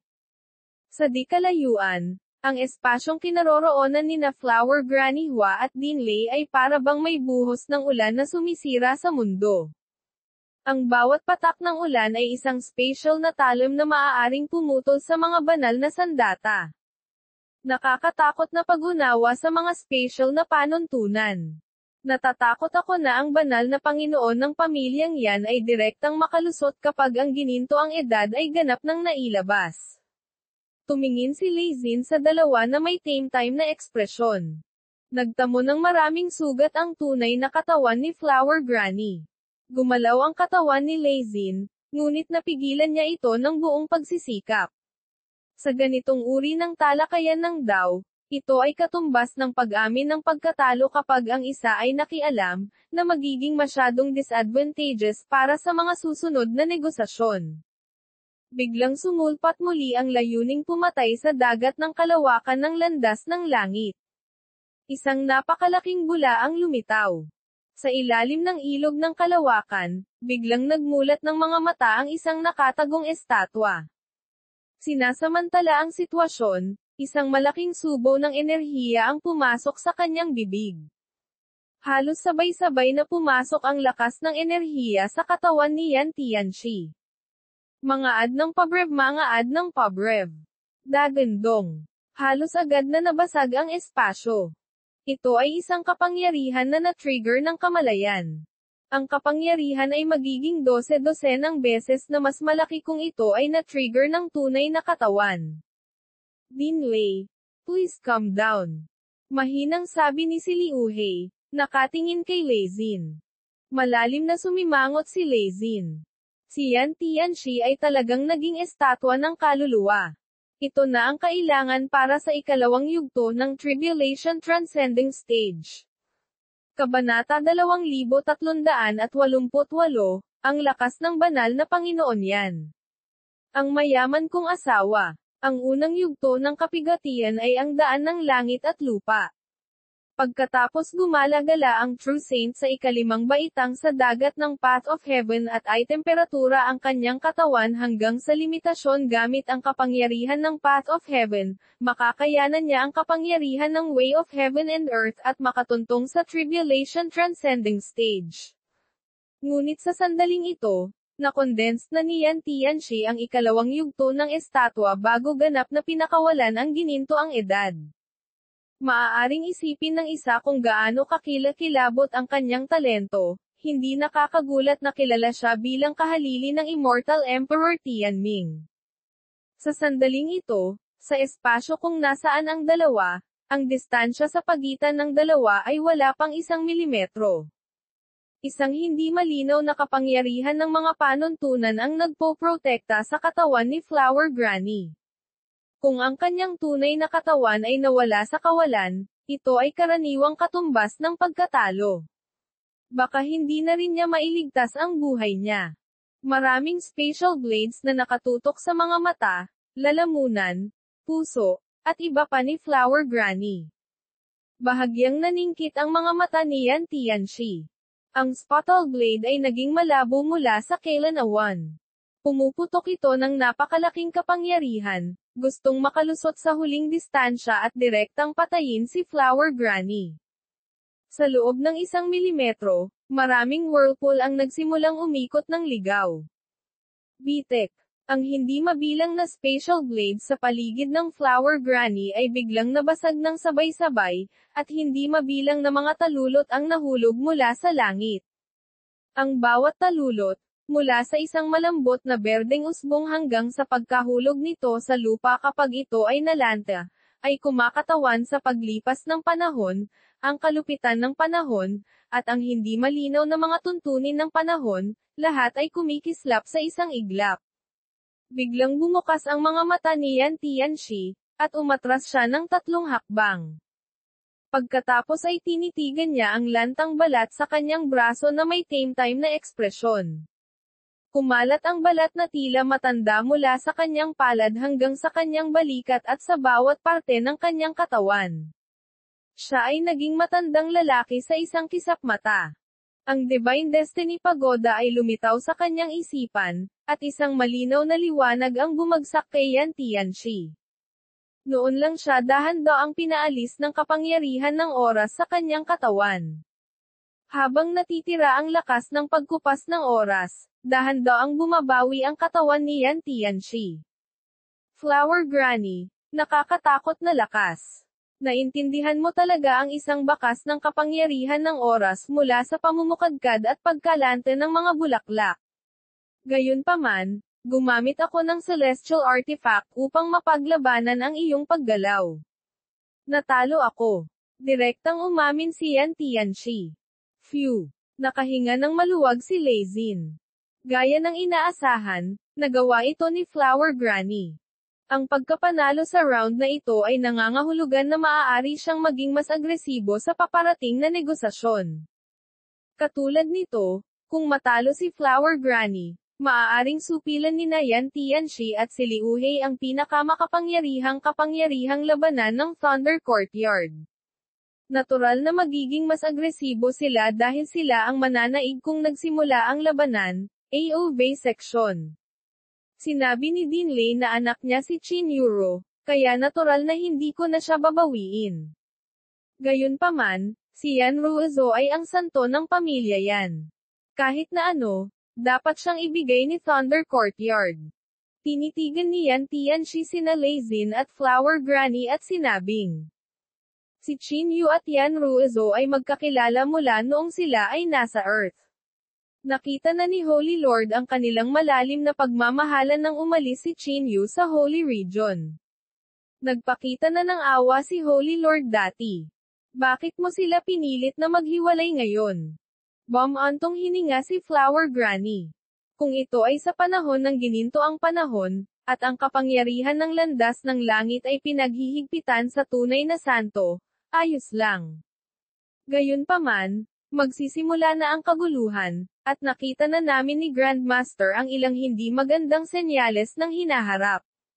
Natural na kailangan nating talikuran ang ganitong uri ng relasyon. Sumuko na ako ng husto. Kung hindi pa kayo kontento sa digmaan, hayaan.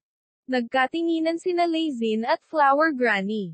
Alam nila na ito ang bottom line ni Yan Tianxi. Sa huli, si Qin Yu ay miyembro ng Thunder Courtyard.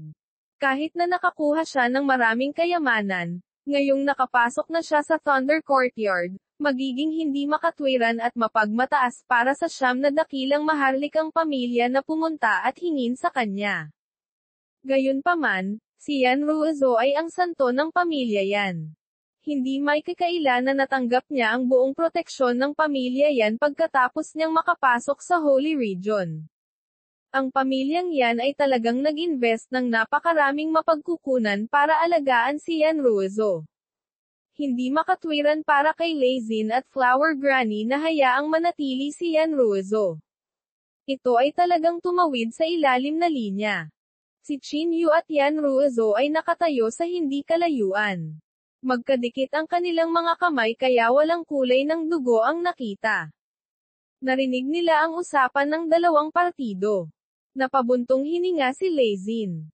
Sa katunayan, nang dumating sila, gusto niyang pigilan sila, ngunit pagkatapos ng ilang sandali ng pag-aalinlangan, nagpasya siyang hayaan silang makinig sa negosasyon.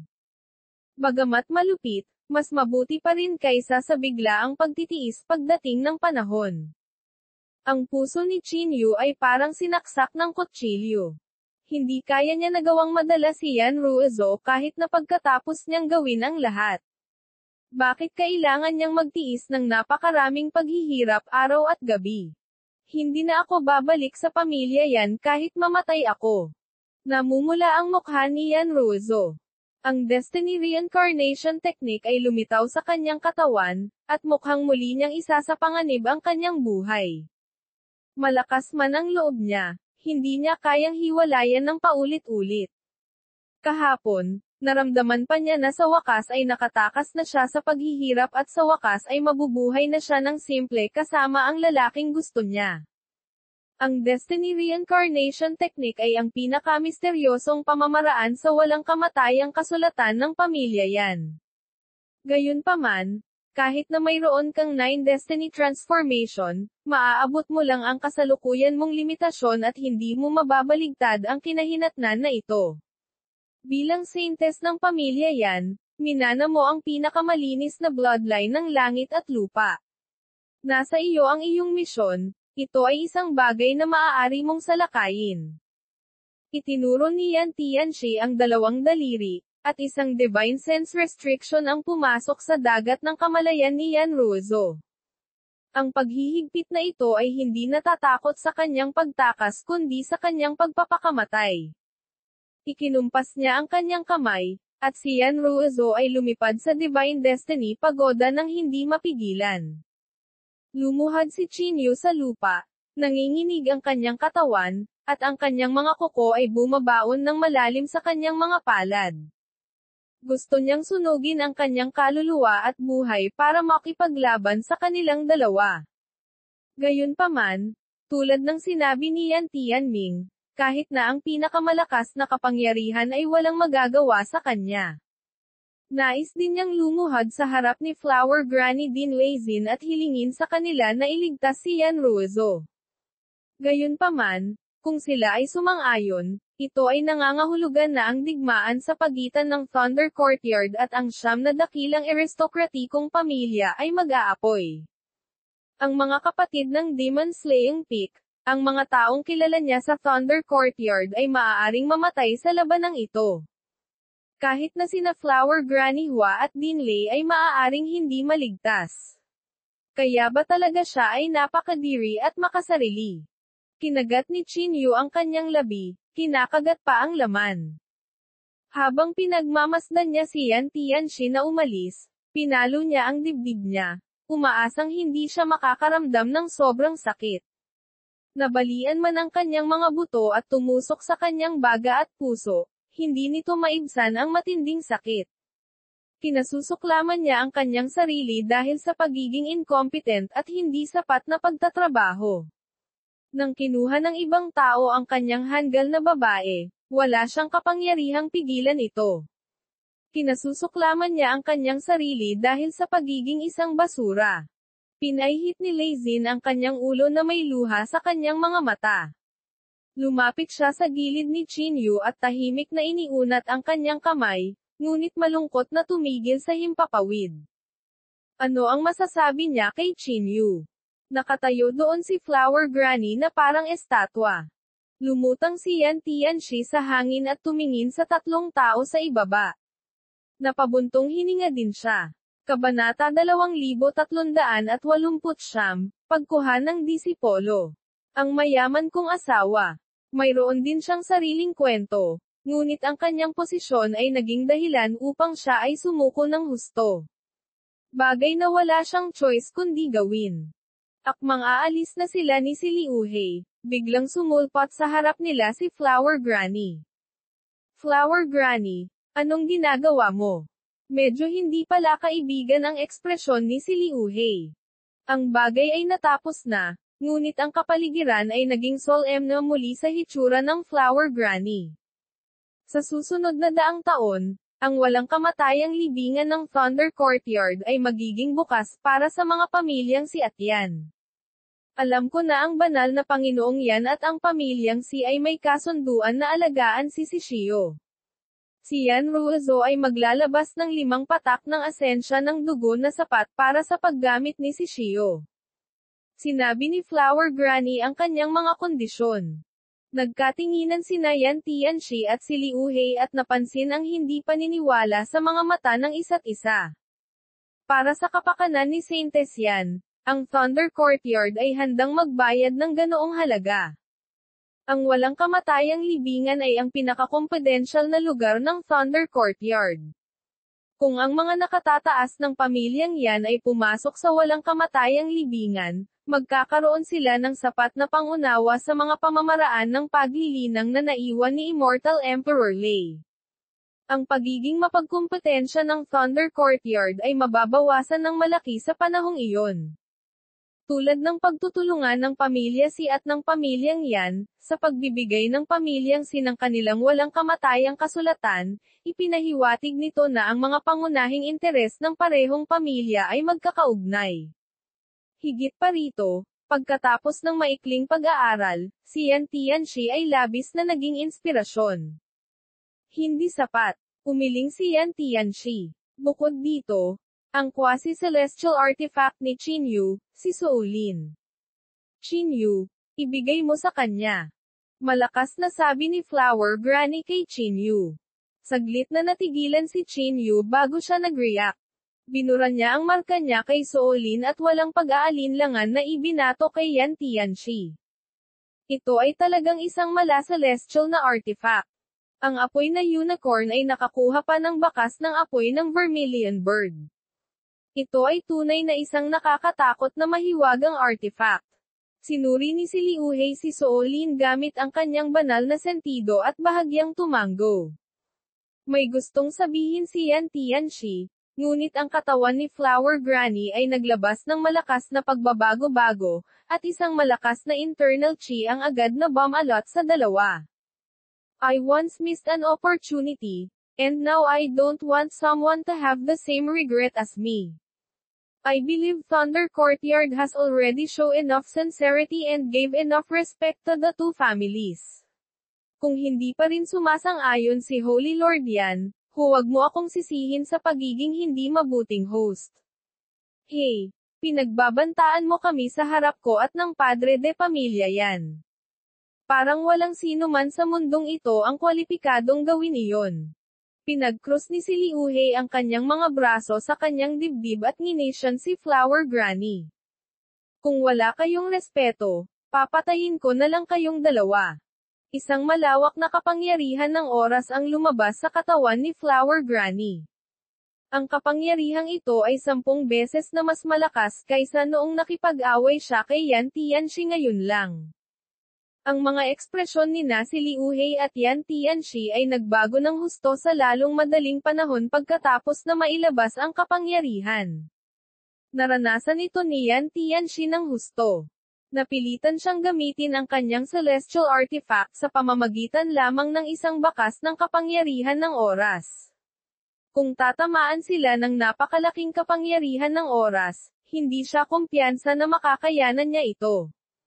Domineering talaga si Thunder Courtyard. Tatandaan ko. Ikinaway ni Yan Tianxi ang kanyang kamay, at si Yan Ruizo ay pinakawalan mula sa Divine Destiny Pagoda. Pagkatapos noon, nawala ang dalawa. Qinyu, okay ka lang ba? Hinawakan ni Yan Ruizo si Qinyu. Nang makita niya itong puno ng dugo, halos mahulaan na niya ang nangyari. Itinurok niya ang kanyang siksik na espiritual na enerhiya sa katawan ni Qinyu at pinagaling ang mga sugat nito. Run OBS. Ayos lang ako. Hinayla ni Qinyu si Yan Ruizo kay Flower Granny at Leizin. Lumuhad siya sa harap ng 29 na beses na yumuko. Lumuhad din si Yan Ruizo. Alam niya ang presyong dapat bayaran ng dalawa sa pagkakataong ito. Salamat, Din at Flower Granny. Ang iyong kabaitan ay tulad ng aking muling isinilang na mga magulang. Ako, si Qinyu, ay hinding-hindi makakaganti. Sabi niya na may panunuyo. Hehe, you little brat, hindi naman maliit ang presyong binayaran namin para sa inyong dalawa this time. These things all have interest.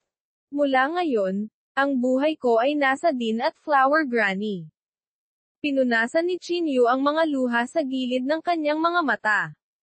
Sa harap pa lang nila iiyak na siya nang walang konsensya. Hinaplos ni Leizin ang kanyang balbas at pinakawalan si Juwo. Ngayon pa lang, natakot siya na baka mabaliw ang maliit na batang ito at hindi siya nang ahas na palabasin. Ngayong naresolba na ang usapin, sa wakas ay maaari na niya itong palabasin. Mabahong matanda, sobrang na-touch ako. You and Flower Granny Hua are so awesome today. I'll mourn for you when you die in the future. I promise you. Namumula ang mga mata ni Juho. Tumalon siya sa likod ni Leizin at pinunasan ang uhog niya. Akala niya ay kukunin si Yan Ruizo. Hindi niya inaasahan na ang mga bagay ay magkakaroon ng nakakagulat na pagliko sa huli, iniwan siyang lumuluha. Bigla siyang kumagat ng malakas sa leeg ni Leizin. Halos himatayan siya sa sakit. Baliw kang bata, sobrang sakit. Halos himatayan si Leizin sa sakit. Umindayog siya ng ligaw ngunit hindi niya maalis si Juho. Hindi mo kailangang gawin ito.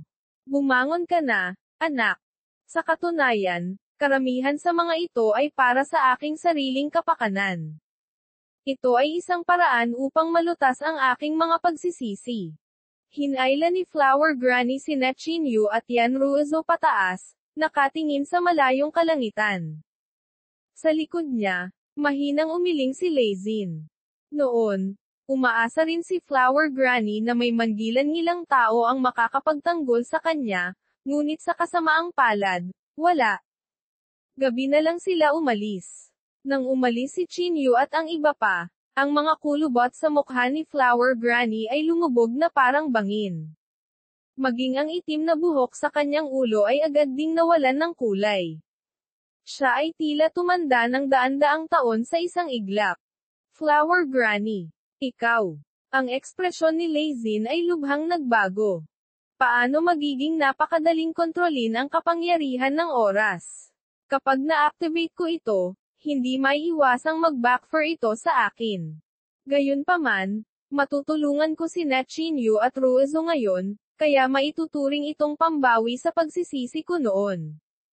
Kinawayan ni Flower Granny ang kanyang kamay, hindi man lang iyon isinapuso. Paanong ang pinakakakilakilabot na tao mula sa pamilyang yan sa ilalim ng Immortal Emperor Tianming ay matatalo ng ganoon kadali? Sa tanghali kinabukasan, dumating sina Leizin at Flower Granny sa courtyard kung saan nagpahinga sina Chinyu at Yan Ruizo.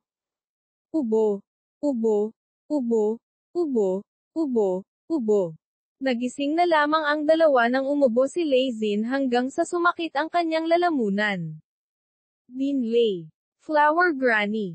Namula si Yan Ruizo at yumuko ng malalim kay Leizin at Flower Granny. Hindi pa rin gising si Chinyu. Tumingin si Leizin sa malayo at nagkunwaring casual na nagtanong. Gigisingan ko siya. Mabilis na tumakas si Yan Ruizo. Actually, walang nangyari kagabi. Magkayakap lang sila at nakatulog. Marahil ay dahil sa sobrang stress at hindi inaasahan na makakatulog sila ng mahimbing kaya hindi sila nagising ng matagal nang dumating si Leizin sa harap ng pintuan. Ruizo, tinatanong kita kung payag kang maging direktang alagad ko. Tinitigan ni Flower Granny si Yan Ruizo at nagtanong sa mahinang boses. Bagaman ang walang kamatayang kasulatan ng pamilya Yan at ang mga teorya ng Thunder Courtyard ay magkaiba, ang landas ng paglilinang ay pareho. Pagkatapos ng kapigatian, kailangan mong umasa sa iyong sariling pangunawa at magkaroon ng iyong sariling landas. Ang maibibigay ko sa iyo ay mga mungkahi at patnubay. Kabanata 2370, Pamumuno. Ang mayaman kong asawa. Payag ako, Master. Walang pag-aalinlangan, sinunod ni Yan Ruizo ang pinakamataas na tuntunin ng paggalang sa isang master at nagsagawa ng 10 pagluhod at 10 kawtaw. Ruizo, the fact that you and Chinyu can be together, we only contributed 1% of the effort. Kahit hindi na namin kayo maibalik kahapon, kayong dalawa talaga ang magsasama in the future. Kung hindi dahil sa nakita namin sa puso nyo, hindi sana kami nagbayad ni Leizin ng ganoon kalaking halaga para tulungan kayong dalawa. Sabi ni Flower Granny Hua sa malalim na boses. Maraming ordinaryong tao ang nabigo sa pagpupursage sa kanilang buhay, hindi pa banggitin ang mga naglilinang. Nakita namin kung paano ka umunlad ng hakbang-hakbang mula sa Earth hanggang ngayon, kasama na kung paano mo ma-evolve ang Primordial Rune at masira ang Heaven Sealing Orb. Ito ang ikinagulat namin ni Flower Granny. To be honest, ang talento na ipinakita mo ay nag-trigger din sa amin para mag-invest. Nagpatuloy si Lezin. Siyempre, ang lakas mo ay malayo pa sa sapat. Bagamat pansamantala nating hinikayat ang dalawang pamilya na umatras, maaari nating hulaan ang iba't ibang malalaking paksayo na gugustuhin pa ring ituloy ang mga bagay sa iyo. Kung gusto mong mabuhay kayong dalawa sa magulong mundong ito, kailangan mong pagbutihin ng husto. Biglang tumayo si Lezin at sinabi kay Chinyu. Chinyu, ang labanang ito laban sa siyam na dakilang aristokratikong pamilya ay isang napakalaking karanasan para sa iyo. Ngayon, ipapadala kita muli sa immortal na libingan sa huling pagkakataon. Ito na ang iyong huling pagkakataon na maranasan ang pangunahing sikretong pamamaraan ng Immortal Emperor Lei. Kailangang umalis kayong dalawa sa banal na rehiyon kapag nakaalis na kayo sa pag-iisa. Siyempre, kinailangan ni Ruozo na linangin ang aming mahusay na status kong bulaklak, pamilya sa loob ng ilang panahon. Hinawakan ni Lezin si Chinyu at iwinagayway ang kabilang kamay. Unti-unting nabuo ang isang pinto, at ang lakas ng kidlat ay agad na lumabas mula sa loob. Inihagis ni Lezin si Chinyu sa loob habang umalis si Flower Granny kasama si Yan Ruozo. Stay strong. This is the last thing we can do for you. Napabuntong hininga si Lezin. Talagang hawak-hawak ni Flower Granny ngayon. Kahit na tinupad ng mga pamilyang yan at nang ang kanilang pangako, ang mga aristokratikong pamilya ay hindi bumangon para sa ibang mga pamilya. Sila ay naipon sa loob ng libu-libong taon upang maging mga maharlikang pamilya. Sa sandaling ito, isang alon ng usok ang biglang umakyat sa kalangitan. Ang usok na ito ay 10 milyong milya ang layo, ngunit nakikita pa rin ito ng mata sa Thunder Courtyard. Kahit na ang mga magsasaka na may sensitibong banal na pandama ay nakadarama ng bahagyang pagyanig mula sa lupa.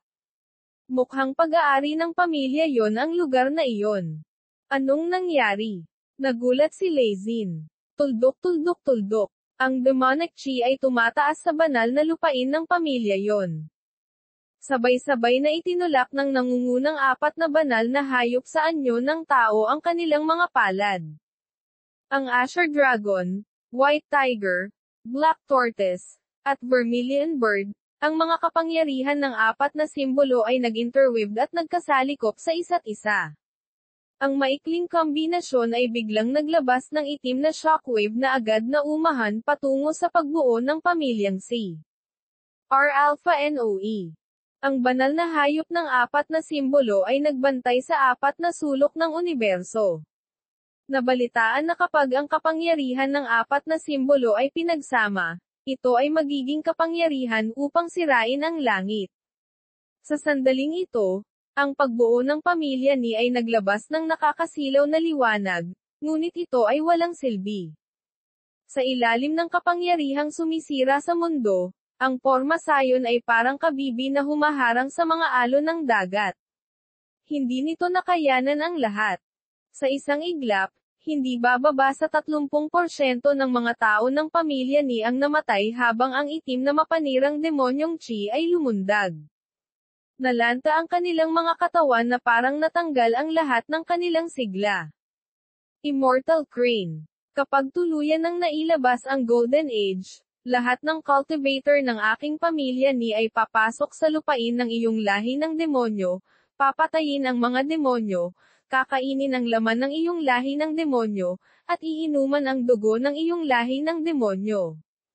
Ang pamilya ni ay hindi kailanman mabubuhay sa ilalim ng parehong langit bilang lahi ng demonyo. Duguan ang mga mata ng padre de pamilya ni habang umuungal. Hey, hindi ba't laging ginagawa ng sangkatauhan ang mga bagay na ito? Hindi mo matiis kapag binayaran kita ng kaunti ngayon. Ang mukha ng Immortal Crane ay naging mapanuksong ekspresyon habang bahagyang itinuro ang daliri nito. Ang 4 na Divine Beast ay agad na nagbago sa kanilang tunay na katawan na 1,000 metro ang taas. Ang kanilang mabangis na demonic chi ay pinigilan pa ang mga may bahagyang mas mababang cultivation hanggang sa punto na hindi sila makahinga. Ang Vermilion Bird ay sumigaw, at ang kanyang napakalaking katawan ay pumailang lang sa langit. Pagkatapos noon, 2 napakalaking apoy ang umaalingaw-ngaw sa ilalim ng kanyang mga pakpak. Sinusunog ng apoy ang pinagmulan. Sa isang iglap, sumabog ang dagat ng apoy. Sa isang kisap mata, walang ibang nakaligtas maliban sa 12 ng makapangyarihang matatanda ng pamilya ni. Ito ang tunay na kapangyarihan ng kapigatian. Ang gininto ang edad ng lahi ng demonyo ay matagal nang bumaba. Ang ganitong uri ng pag-atake ay hindi mapigilan. Maging ang 12 ng matatanda ay talagang iniligtas ng banal na Panginoon ng pamilya ni sa pamamagitan ng pag-activate ng celestial artifact, ang ni Temple of Heaven. Terra na. Ang banal na Panginoon ng pamilya ni ay sumigaw na may dugong mga mata. Ang ni Temple of Heaven ay bumagsak sa likod, at ang malaking bilang ng mga demonyo ay agad na nabasag sa meat paste. Ang celestial artifact ay nagdala ng 12 ng matatanda na nag-transform sa isang bahaghari at umalis. Isang figure ang tumingin sa ni Temple of Heaven, pumailang lang sa kalangitan na parang higanteng agila, at nakarating sa templo sa isang kisap mata. Hindi siya gumamit ng anumang spells bagkus ay binato lang niya ng suntok ang ni Temple of Heaven. Walang panloob na chi ang madarama sa kamao na iyon. Nililigawan mo si kamatayan. Magwala ka. Boom. Isang primordial chaos internal chi ang biglang sumabog. Hindi mabilang na mga demonyo sa paligid ang naapektuhan ng napakalaking pagkabigla at sunod-sunod na nawala ang kanilang sigla, at ang kanilang mga laman loob ay nabasag sa pagkabigla ng banggaan na ito. Gayunpaman, ang celestial artifact, ang ni Temple of Heaven, ay hindi nakayanan ang nakakatakot na suntok na ito. Ang celestial artifact ay lumipad pabalik, at ang mga taong dala nito ay nahulog sa lupa. 2 matanda pa nga ang direktang namatay, na naging isang tumpok ng meat paste. Xiao Sheng, ikaw, isang tao, ay talagang nilinang ang meridian circulation technique ng lahi ng demonyo at sumali sa lahi ng demonyo. Tinulungan mo pa ang lahi ng demonyo na pumatay ng tao. May konsensya ka pa ba bilang tao? Nakilala ng Hui Lord ng pamilya ni si Xiao Sheng at nagpakawala ng paos na dagandong. Hindi maiwasang manginig ang galit niyang mukha. So ano? Sa aking palagay, ang 9 na dakilang maharlikang pamilya ay dapat patayin, na walang sinumang nabubuhay. Walang pakialam na tinitigan ni Xiao Sheng ang 2 at muling sumuntok. Pinaandar ng banal na Panginoon ng pamilya ni ang kanyang celestial artifact at muling sumuntok. Nag-activate din si ni Chen ng isang technique, ang Ethereal Mirage, at 10,000 anino ng palad ang tumama kay Xiao Sheng. Sa isang suntok, muling nawasak ang ni Temple of Heaven. Binawi ni Xiao Sheng ang kanyang kamao at tinitigan si ni Chen. Casual niyang sinuntok ang isa sa libu-libong anino ng palad. Sa gitna ng libu-libong anino ng palad, isang suntok ang direktang tumama sa braso ni Chen. Ito ay tumpak, nang walang kaunting pagkakamali. Sa isang iglap, nawala ang anino ng palad. Sa isang iglap, isang malutong na tunog ng mga bitik ng buto ang tumunog. Ang isa sa mga braso ni Chen ay direktang nabasag sa meat paste. Nakakakilabot na kapwa. Napilitan talagang sumama sa lahi nating demonyo ang ganyang tao. Nakakatuwa.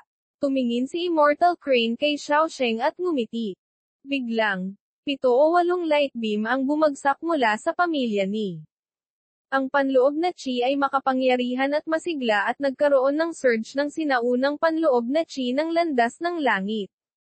Ang Supreme Elder ng pamilya ni ay bumalik mula sa purgatorio.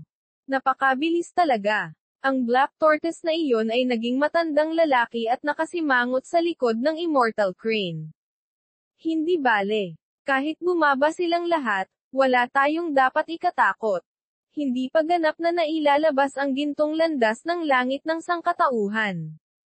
Dinilaan ng Vermilion Bird ang mapupulang labi nito na para bang gustong kainin ang grupong ito ng mga tao.